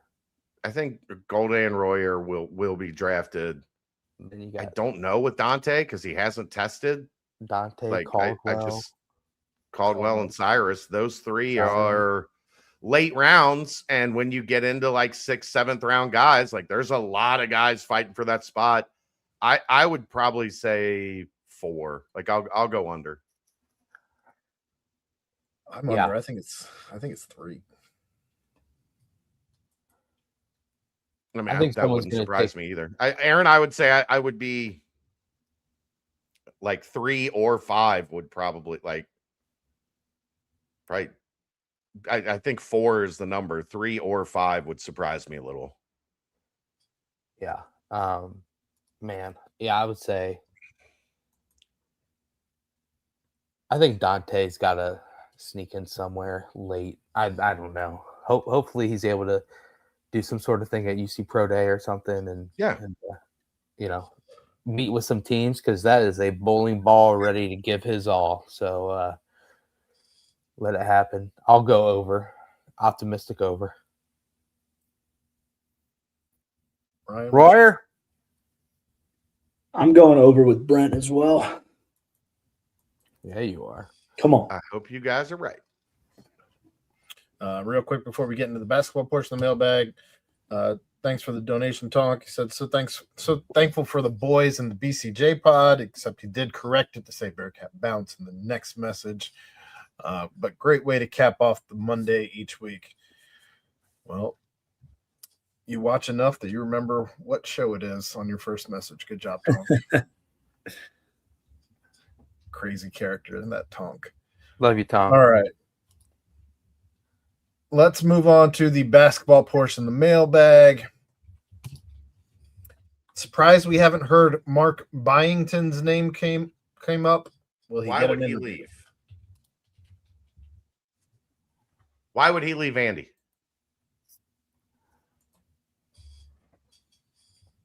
They just played in the SEC championship game. I think they were the 4 seed in the SEC. They stomped Florida. Stomped them. Why? Yes, sure. If I thought Mark Byington was a possibility, he would have been at the top of the hot board. Yeah. But I don't think he's a possibility. They have SEC money. They care about basketball. They've been trying to get that right for a while and haven't been able to. They've thrown quite a bit of money at basketball to fix it. And now they've got it fixed. I can't see any way, for a university in Vandy that's trying to prove it's serious about athletics, that they would let Byington get away. That doesn't make any sense to me. Whatever Cincinnati could offer, they could match or beat. Because they haven't spent that money in 70 years. Well, they just have $100 million a year coming in from the SEC. I don't, his name doesn't make any sense other than the fact that he's a really good coach. Anything to add, Brent? No, I mean, you pretty much wrapped it all up. Yeah, I mean, I think if Vanderbilt wasn't having this looming success, I mean, gosh, look at them in basketball and football. Jeez. If it was the Vanderbilt of old, where it's like, oh wow, this was a little shot in the bucket, and all of a sudden they had one good season, maybe you have a chance to grab them. But at this point, I think Vanderbilt's a little bit different of an animal. But if he's a mystery candidate that that somehow pops up, he's proven to get the job done at a high level. And yes, I'd love for him to get an interview. Was Wes doing away with the red Cincy jerseys what ultimately did him in? Kidding, of course. But why no red this past season? First time in at least 20 years we didn't wear red. I don't know. I never. It was weird. There was so much going on that it was never like, why aren't they wearing the red jerseys? It was, why is this season in the shitter? And then, oh my God, are they actually gonna like turn this thing around? Like I never thought to really check on. I mean, the craziest part was wear red senior night. Yeah, and they didn't wear red. I have a theory on that, Brent. I have a theory on that. You give the players red jerseys. I think that's what happened. As their ending commemorate. What, like that? Like they gave them those jerseys, and they're like, "Oh, wait a minute, we don't have other jerseys." I think they framed the red jerseys, and then we're like, "Oh no, we don't have backup red jerseys." That could be the case, man. I guess it'd be funny, but yeah, I mean, because those red jerseys are nice. You know, they're crispy and they're nice. And you know what? The elephant print. What, we wore it like once this year. Once, yeah. It's just, I don't know. I think they were also worried about how to get this thing back on track, as opposed to like, what are we wearing tonight? Yeah, true. Yeah. All right. If you were Wes, what's your next move? We kind of touched on this, but yeah, I think he wants to get into coaching from all accounts that have been mentioned out there publicly. Matt Norlander immediately mentioned that, so I imagine it's get back into coaching. And at what point do you vacation during this process? Because that would be hopefully right now. Hopefully right now. That'd be high on my priority list. Like, you obviously don't want to screw yourself out of an interview if that situation comes up, but you also, just after this season and after what he went through mentally, you saw it wore on him. A vacation is much needed if he has not already had one. Yeah, it'd be awesome if he hit up Roy Williams and Roy has some beach house somewhere, and him and Roy, and just able to throw back a couple cold ones and just kind of say, hey, all right, lay out the next steps. Maybe they did that this past weekend. Perhaps that would have been nice. All right. Do you think Wes was constantly dealing with new challenges each season at Cincinnati and never really had the chance to find steady ground as a head coach? Between NIL emerging, the chaos of the transfer portal, the move into the Big 12, waiver issues, and situations like the Jizzle James situation, it felt like the program was always dealing with something new. Yeah, there's something to that, but ultimately, you got to win. Yeah. Well, and also the NIL and the transfer portal stuff, as Chad is, something's going on over there. Stopped. All of that is also something that the entire country is dealing with as well. I was going to say, I think it seems like every program is dealing with something. Right. But I mean, you look at it as well. It's like, okay, well, who else made the jump to the Big 12? I mean, BYU, Houston, Cincinnati. I mean, Pac-12 over. Are we going to mention, obviously, Colorado and Arizona State, Utah? But I think more so it's like, okay, UCF. They were able to figure out and make the tournament this year in year 3 in the Big 12, and with a completely new transfer portal haul, and they were on the line of getting Dawkins out of there, it seemed like, and this is kind of his last shot, and they were able to figure it out and make a tourney run. So I think the other part, like the injury issues, everyone has injury issues. The Jizzle thing is something that is unique, but I think it was handled. I think we'll look back and say that the Jizzle thing was strange, but I thought that it was a good point to Wes's character, and I thought that in the end he handled it the right way. So, yes, everyone faces challenges, but the NIL and the transfer portal stuff, Can you hear me? Yes, I can hear you. My Everyone in the camera country is doing that. So my camera just stopped. So I guess I'm cameraless for the rest of the show. Oh shoot! Good thing. No. Good thing your idol picture isn't something reckless and nice little Bearcat journal. Right. That's good. But yeah, Chad, we were kind of just wrapping that up. But you always say you have a face for radio. Well, there he goes. Oh, he's gone again. Gone with the wind. Chad. All right. Well, I guess we'll keep it moving. Yeah.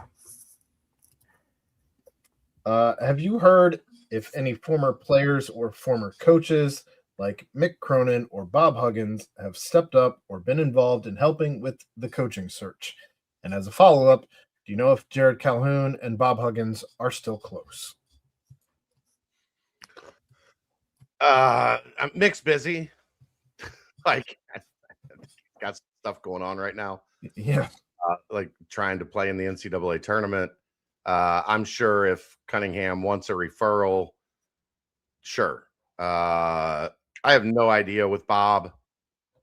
I know he kind of distanced himself from Bob in the West Virginia thing, but I think that was kind of necessary because West Virginia was trying to distance themselves from Bob. So you weren't exactly going to get that job if you were like, yeah, Bob's my best friend. But I don't know. I mean, I know there's a couple former players that obviously knew Jared and liked him and would love to see him here, but I don't know, do they have a direct access line to the athletic director to hype him up? So I don't know. Don't have an answer to that yet. Do you know if Jared Calhoun and Bob Huggins are still close? Did you answer that already? I don't know. Okay. Like I said, he kind of distanced himself from Bob when it came to the West Virginia job, but I think a lot of that was because they were trying to get out from the Bob Huggins era and not bring somebody in to, have Bob sitting in the front row every night. Yeah, probably wouldn't be a great look. You have to wager Aaron's next month's salary on your national title pick. Who you got? Arizona. It's so hard to go against them right now. Yeah. Yeah, I mean, that Duke, Arizona, Michigan trio is just like in a league of their own. So if I had to bet $500 on the national title pick, then shoot, I'm joking, Aaron. You're lowballing me here. If I had to bet $20,000, okay, makes the big bucks. Yeah, that's what Chad's paying me. Yep. Then I guess I would probably say I'm picking Arizona as well. I just think that they've danced the dance, if you will. They beat so many teams. I mean, Duke has two, obviously, beating Michigan on a neutral court. They beat Florida. They beat Michigan State, Kansas. I mean, I'm on the Duke or Arizona side. I think Michigan losing LJ Kaysen was a big loss. And I think that they kind of showed some blemishes down the stretch. The loss to Purdue, obviously, close games with Iowa and even that Michigan State game, they ended up winning by 10, but it was kind of close. And of course, Wisconsin game as well. So I'd go Duke or Arizona, but because Duke's got those two injury issues as well, give me Arizona. I think we're all three in alignment there. Arizona is probably the pick, just simply based on what we've seen them do. I think they have more depth than anybody else because you can get what you can get from Awaka and Del Orso off the bench has proved to be ridiculous at times. Aaron, did you watch that Iowa State-Arizona game? I didn't. Oh. Chad said it was one of the best games, maybe the best game of the season. Cinema. True cinema. what is it? Absolute Cinema, Sure. Absolute Cinema, baby. right? That's what your boy Scorsese does. Absolute Cinema. Nolan. Feels like the number one seeds are level above everyone else. Thinking of betting each number one to make the final four individually. If at least 3 make it, you profit. Thoughts? Smart. Yeah. I don't think so, actually. I think the point guard injuries at Michigan and Duke will cost them before the Final Four. Like, those teams are rolling before those injuries happen. Michigan played a bunch of close games at the end and got beat pretty bad by Purdue. Making me sound smart. Chad dropped that bomb. Dropped that bomb and left the chat. Yeah, well, he just repeated what I said on the last question. So, B2 bomber Chad right now. He's flying in, dropping the bomb, flying out undetected. I need to I think I need to restart my entire PC. Oh dear Lord. Yeah, I'll be right back. So many technical issues going on. We gotta filibuster until Chad gets back. Go do it fast. This next question should be fine for us to go ahead and filibuster if Chad wants to go ahead and do that. So, well, okay, but wait, okay, all 1 seeds, like 3 of the 4. Yeah, I mean, it's, the Duke one is the question mark.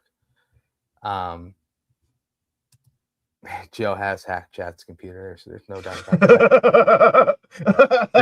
There's from the chat into Chad's computer. Gosh, it's a struggle. That's super funny. I mean, it's the truth. That's incredibly funny. He said, "You wanna boot me?"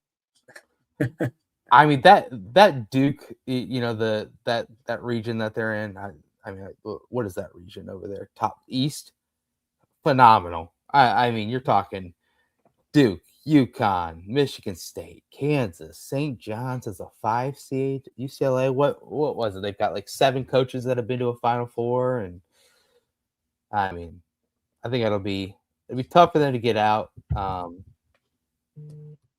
think that'd be the biggest question mark. Michigan, you know, Iowa State's playing good. I think Virginia's beatable. I think you take the bet, ride with it.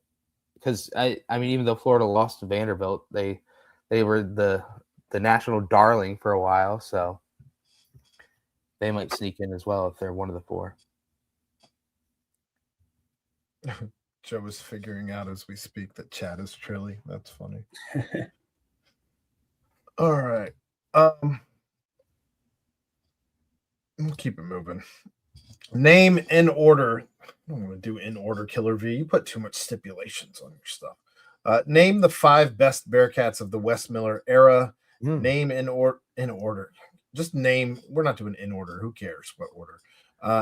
Just name the 5 best Bearcats in the Wes Miller era. Name your 5 favorite Bearcats of the Wes Miller era. Bonus question: how would Wes's best 5 compete against Mick or Hugs? Fascinating. Who's coaching? Huh.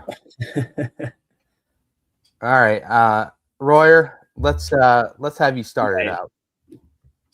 Just Baba Miller. Yeah. Are we counting like guys that Wes also inherited? Yes, if they played on a Wes Miller team, they are part of the Wes Miller era. Okay. Baba Miller. Why am I blanking on the shooter that we had? The Landers? guard. Landers, yep. Damn.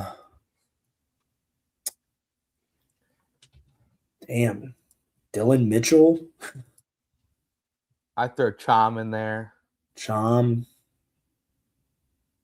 DDJ. Yeah, I mean, I can't think of anyone better than them. Landers, Baba, DDJ, Dylan, and Chom. Dylan's an interesting one. He could actually play the 3. And that was a fast reboot, Chad. You back? I'm back. I think it's man. Yeah, I think it's good. If I would have just done that from the start, I probably would have been back. The chat decided that Joe got you. Yeah, he might have. He hacked in, turned off my mic camera. I think John actually Newman? I just John Newman's another good name to throw in there. if you're here's the problem. There's no fucking guards. Yeah. It's all 3s and 4s and 5s. That's been the problem of the whole Wes Miller era. Yes. Like you're building a team with all 3s and 4s and 5s and David DeJulius. Like in a nutshell, that has been the problem. Man, I was sad when Day looked so dejected after that ending of the UCF game. I was, because that dude, damn Bulldog, that Cincinnati toughness. He is a Bearcat through and through. And man, I felt bad for him. But with him and Jizzle, it's like you literally you just gotta get the ball across half court. You gotta break a full court press. Just do it. Or your coach can call a fucking timeout. Yeah, then they might make a substitution. Just do it. Just do it twice. Never mind. Were they gonna throw a double team at him, or they may have practiced that? Maybe. Were they checking in Michael Jordan and Gary Payton? I mean, the craziest part about it all is like if you ask this question like 2 years ago in the offseason, you'd be like, dude, I think Dan Skillings and C. Muscle will be right there at the top. And 3s and 4s. It's just like still same problem. Yeah. I mean, it's tough. And 5 favorite Bearcats, Day will be in there as a favorite. Yeah. You know, just that toughness. And I mean, he probably would be on the team because you need guards. Yeah. You can't play with no guards. Maybe you can. Oh, it's hard. I mean, Vic was fun. He, anyone would take a Russian comedian. That's a fun thing to be around. See, Tim, that's another one of those things that, there was enough problems. You don't need to make them up. Like, if you wanted to complain, the substitutions were scripted. That's what Aaron's been complaining about for 5 years. Hated it. So, Aaron, if you hate scripted substitutions, do you hate the NBA? I have not watched the NBA in 3 years. So yes, you do. I'll throw Tillery on there as favorite. The way he closed out the year this year, I'm like, damn, that's fun. Yeah, Keyshawn was good. Newman. Yeah. Dylan. I have zero complaints now. There's plenty to have gotten upset about. Let's not, we don't have to add to stuff that didn't actually happen. We try to stick to complaining about the things that actually happened here. It's one of the BCJ mantras. How about only complain about what happened? Blackout Wednesday, news comes out that Aziz Bandago and Jamil Reynolds have immediate eligibility heading into the Georgia Tech game. 89-54, first play that Aziz checks in is an alley-oop, gets a block on the other end. Then you get a big dunk. Well, no, I think later on, what was it? A couple games after that was the first that we saw of Jamil. And he had some monster putback dunk after he checked in. Yeah, that was the beginning of shitty lobs. Life is just strange, man. Such a strange. Life could be dream. Life could be dream. Life could be a dream. All right. I don't know that we actually need to answer the bonus question because Mick or Hugs would beat Wes into a pulp. The coaching alone. But I think their 5 best players on their team. I mean, come on. That'd be domination. They get killed. We're talking about 1 seed and 2 seeds. All right. We'll keep it moving. Do you feel that part of Wes's downfall was not installing the make shot offense? Also, do you think our next coach will install that or at least have a make shot play? Hope y'all get a chuckle from this reference. I mean, I've always look based on offensive efficiency ratings. Jared Calhoun does run a much better version of the make shots offense than most. You know, I saw a handful of games during conference championship week where very similar situation where it's 20 seconds left and the coach takes a timeout and draws something up for his team. That's crazy. Like you cross half court line, you see that their defense is set, it's no longer scrambling, you call a timeout and you get things back on track. I digress. I just don't know why you would do that if it meant that they might actually substitute. I don't know. And I think actually what you're talking about, Tim, is yes, if you're tired, he told you to sub yourself out. And then you could go back in when you weren't tired in your rotation. That is every coach in the country, Tim. Every coach has a signal for their guy if they're winded or they're gassed to sub themselves out. Every coach in all of the world has that because you don't want a tired player on the floor making tired mistakes. You want them to come out, get a quick breather, and then go back in the game when they're not tired. All right. Greg Hooden brings up an interesting point that the Andy Kennedy era, that five against Wes's best five. Bob coached all of them but Devin, right? Downey, Roy Bright, right? Yeah, Roy Bright. But I mean, Hicks, White, Downey, Armin. Kirkland. I didn't love Armin, but he was one of those ones that you always wanted a little bit more out of, just a little bit more. Boy, that Andy Kennedy team would give Wes's best team a lot of problems, for sure. Is there a different timeline for our players to enter the transfer portal compared to the rest of college basketball because the coach was let go?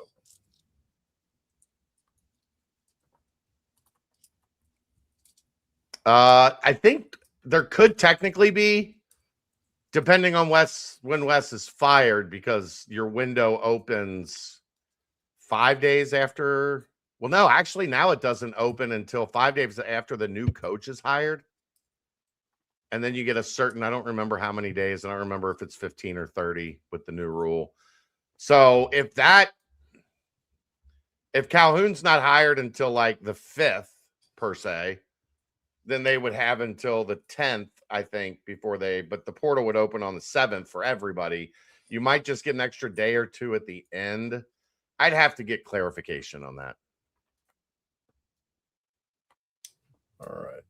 I do want to say lots of potential, but he also had a gun drop down the leg of his sweatpants and discharge.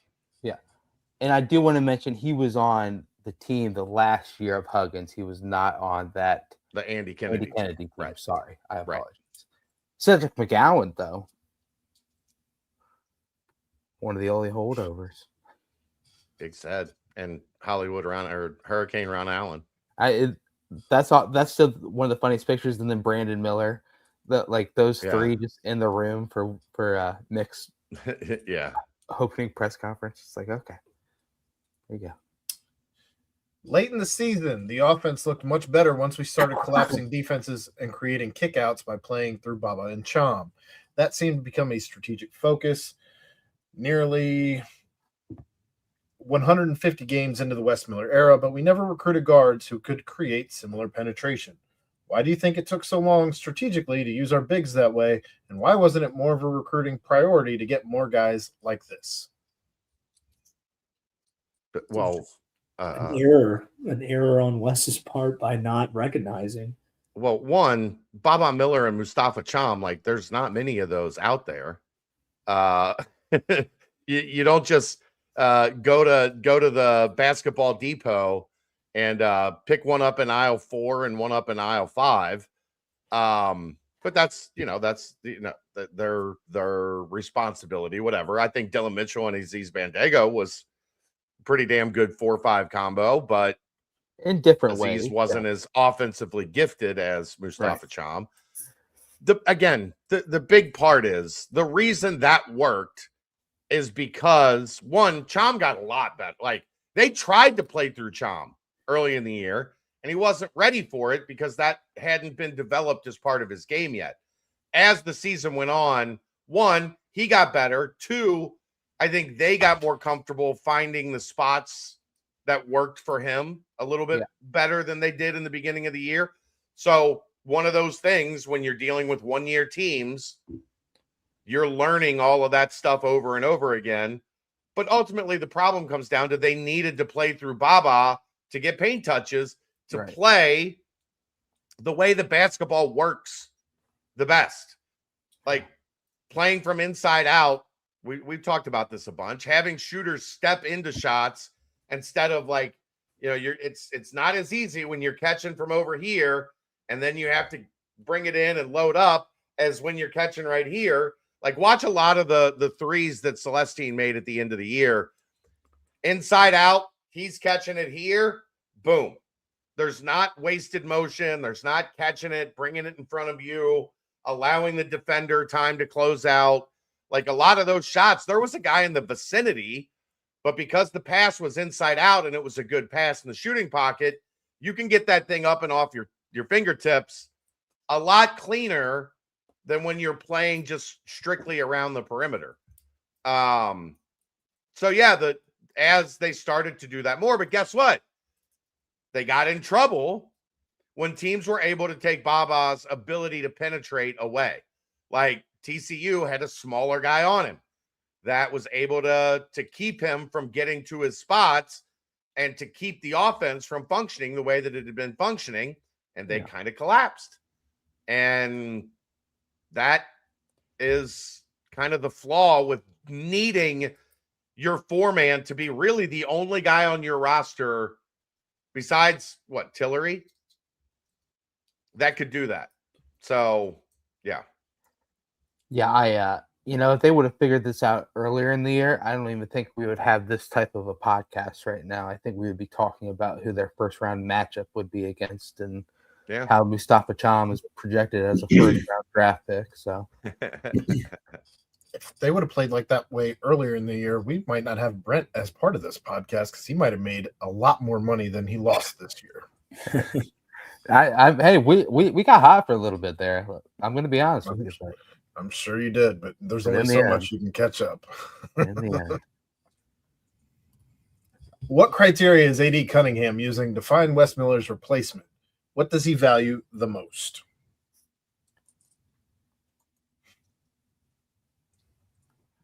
I have no idea. He doesn't I don't know. He plays it close. Be a good question for AD Cunningham after the decision is made. Sure. Finding a guy that's going to win so he doesn't get fired. Yeah. That's what he values the most at this point. Keep my $750,000 a year job. Who's going to win? Todd, it looks like you guys have the same last name. Maybe it's your cousin. You could ask him. Yeah. Is this Cunningham on the show trying to get Is some that the burner for John? Yeah. Todd. I know it's a bit of a moot point with Schertz striking a new deal with St. Louis, but ethically, how would it work if the same agent represented both Schertz and Calhoun and both had strong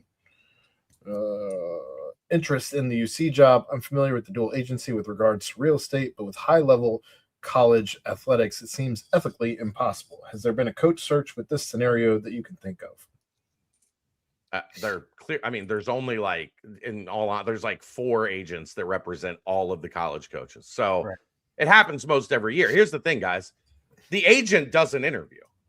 The agent gets involved when it's time to start negotiating contracts. Like, sure, there's you can be the intermediary when, the middle of the season, if the AD is reaching out. But ultimately, when it comes to time for the job search, the AD's talking to the coaches. And then if they decide like this is the guy we want, or, you know, we need to know more information about how much he's looking for, whatever, that's when the agent gets involved. So it's not really a conflict of interest or like anything there, because the agent they're not interviewing the agent. They're interviewing the coach, and then you move on to the agent. All right. And the last go ahead. I was just gonna say, look at college football. It like there's certain off seasons where it's like it seems as if certain coaches are propping up other coaches, and it's seemingly agents in the background doing a little bit of puppeteering and asking said coach, is it okay to do this as leverage? But yeah, that's right. All right, and the last question in the basketball portion of the mailbag. We almost made it, fellas. Wes never got a true two guard. That's been one of my biggest gripes. Evans was involved, Corey Evans, but late in the process, if I remember properly. If Evans sticks around, do you think he prioritizes that position number one? I don't think he's going to pick the roster. I think that's going to be the head coach, and then Corey helps facilitate what the roster looks like. If the coach prioritizes a two guard, then they'll go get a two guard. Like that's ultimately, remember, again, the GM position is very new to college sports. It's been around in football a little bit longer. It's a little bit more evolved in its process for football. For basketball, it's more the head coach is still running things in most every place. I can't speak for every program. I'm not around every program. But the way basketball GMs have been structured so far is using your contacts with agents, AAU coaches, whatever, your connections to players. But the coach is still the top piece of the pyramid, instead of in pro sports where, like in the NFL, the GM is above the head coach. That's not how college basketball is, at least yet. College football is getting there quicker than I thought, but it's getting there. Man, but it'd be so cool to have a two guard. I would assume the next coach will prioritize a guard that can really score. Oh yeah, super cool. Nice. All right, that ends the basketball portion of the mailbag. We're going to skip the baseball portion. My apologies last week for not adding the baseball portion of the mailbag to the Diamond Bearcats podcast. Aaron, I dropped the ball. You'll get it this week. I believe in you. I will. We have one less co-host this week. So, but moving on to the banks. Mostly for Chad, let's say you will find out a UC coach is being fired 15 minutes from now. How do you spend your last 15 minutes of free time? Oh, nice. Finishing my drive home. that's eating your sandwich. Yeah, I had a really freaking good sandwich Friday too. Didn't even get to enjoy it. Oh man, where's it from? It's called Ricas in Covington. It was a cold cut. How did you not enjoy a cold cut? It doesn't get bad. Yeah, but I was hungry. Like I was starving at that point in time. So I scarfed 3/4 of it down before the show started, and then took a couple nibbles like as the show was going on.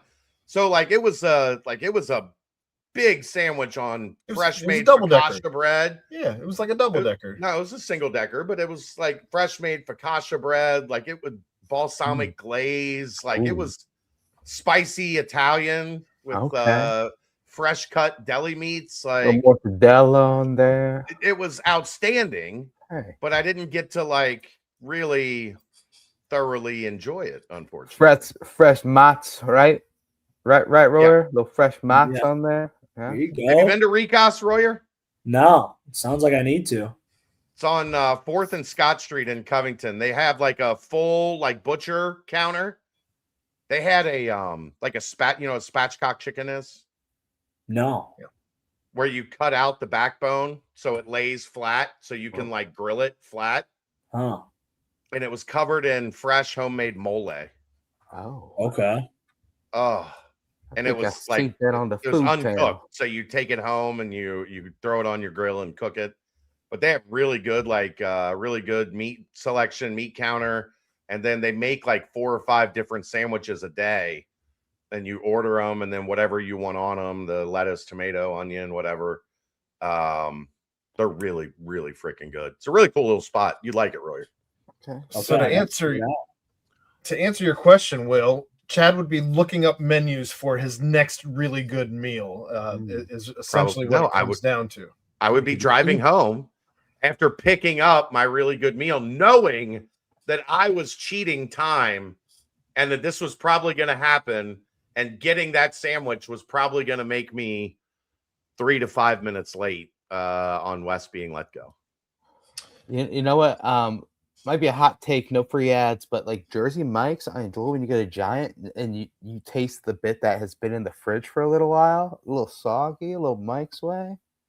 Jersey Mike's sucks since they got bought out by. It's not the same. It's not as good. I'll give you that. I haven't been in a while, so.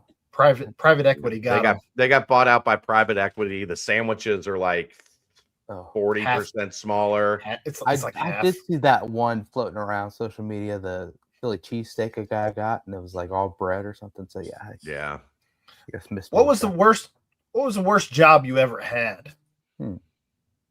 Boy, I had some bad ones.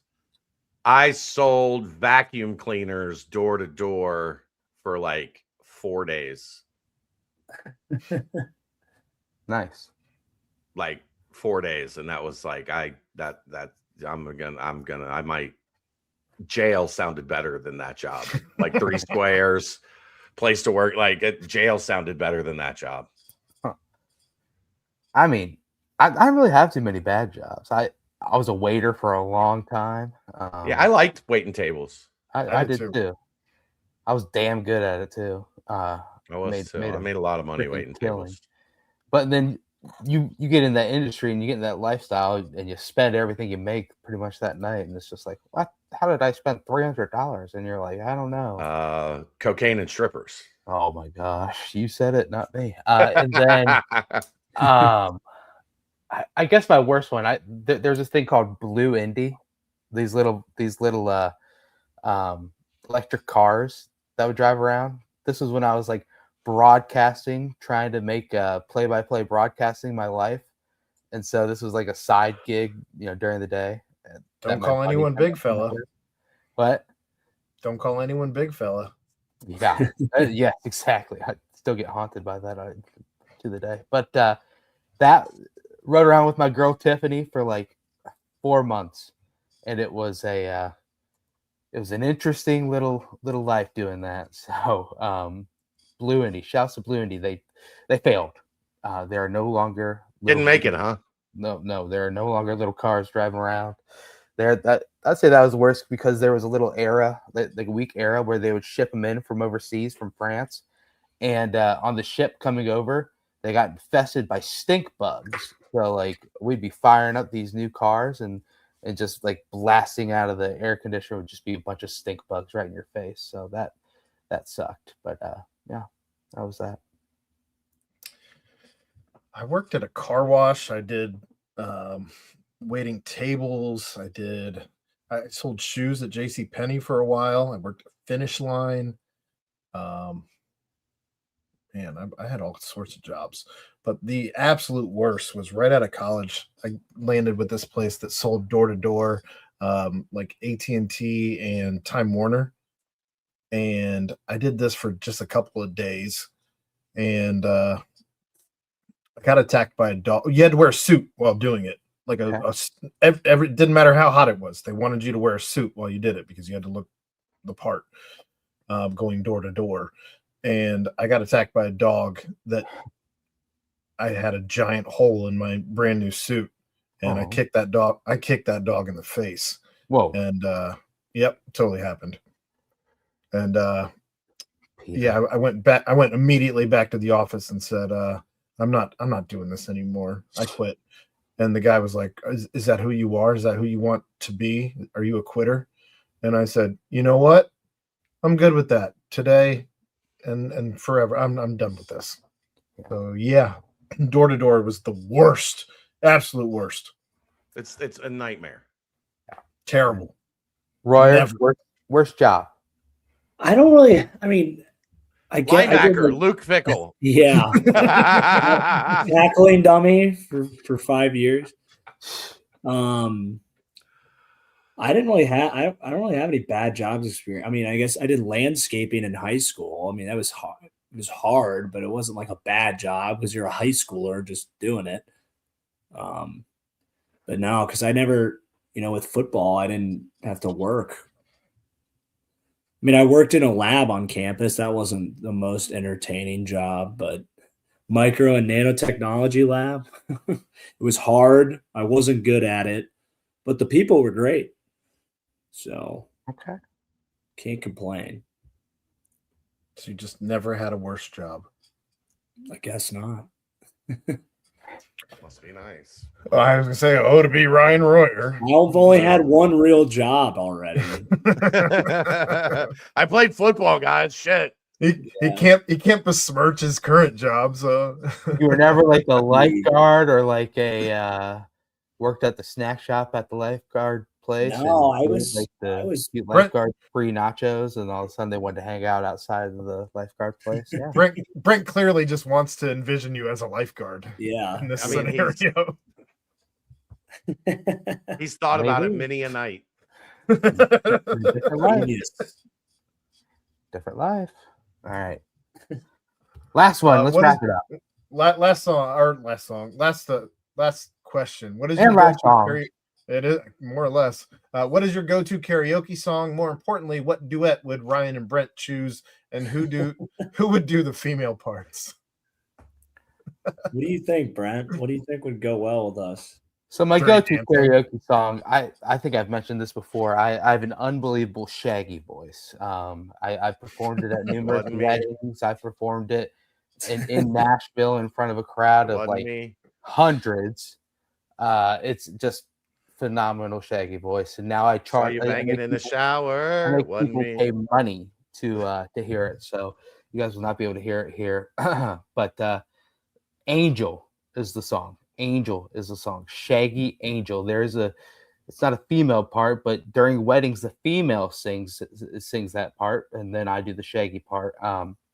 So Royer, I need you to get that part down. Learn that part. Shaggy Angel. Anything for you, darling. Shaggy Angel, and then I'll come in hot with the shaggy part, and it'll be just phenomenal. I'm down. I'm just picturing Ryan with the "Now I've heard," and then Brent comes in with the Brent totally comes in with the female part. And never felt this way before. Got some pipes. Beautiful. I used to have a really good Eddie Vedder voice. Oh, okay. So like Better Man was a good one. Can't go wrong with Better Man. You don't even have to say words to any of those songs. Right. The Better Man's actually one of the more legible ones. Black like really strange your vocal cords. Like when you really get into like the meat of that song hurts when you're done singing it. Yeah. What about Daughter? You do Daughter? Daughter's another. Yeah, I could do Daughter. Don't call me daughter. I'm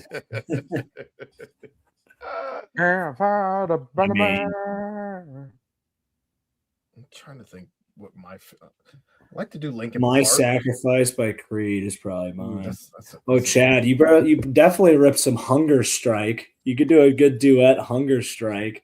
Yeah, but I mean Lane Staley or Chris Cornell. That's a tough one. Yeah, his voice is amazing. Right, like that. You better find somebody that can really sing for that one. Brent. I like to do End of the Road by Boys to Men. That's a fun one. Oh, I thought you were a crooner, a little Frank Sinatra. Oh yeah. Highway. I do like Queen, Bohemian Rhapsody. Boy, I could say every word of that. That's a fun one. Locked in. Every word. Every damn word. All right. That's the show. Get us out of here, Brent. It's a fun one tonight, guys. Fun one. Because the off season's here for both programs except for baseball. Currently, baseball is playing. I believe, did they win? Did they pull it out? 10:17 p.m. I don't know. Still playing. Real time. Still playing. So lock in. Go leave here and go watch the end now. But yeah, baseball humming, fun thing. Podcast Thursday night. Listen in. But guys, exciting things happening. Very busy time ahead for both football spring practice and of course basketball. Finding who's going to take over next. And Bearcat Journal will have you locked in for all of it. So shouts to Greg Hudden. Shouts to Quick Paper Supply. Shouts to Cincy Light. Shouts to Danco Transition Out Care. And shouts to my back from Boston brother, the of the week, Ryan Royer, my man, my brother.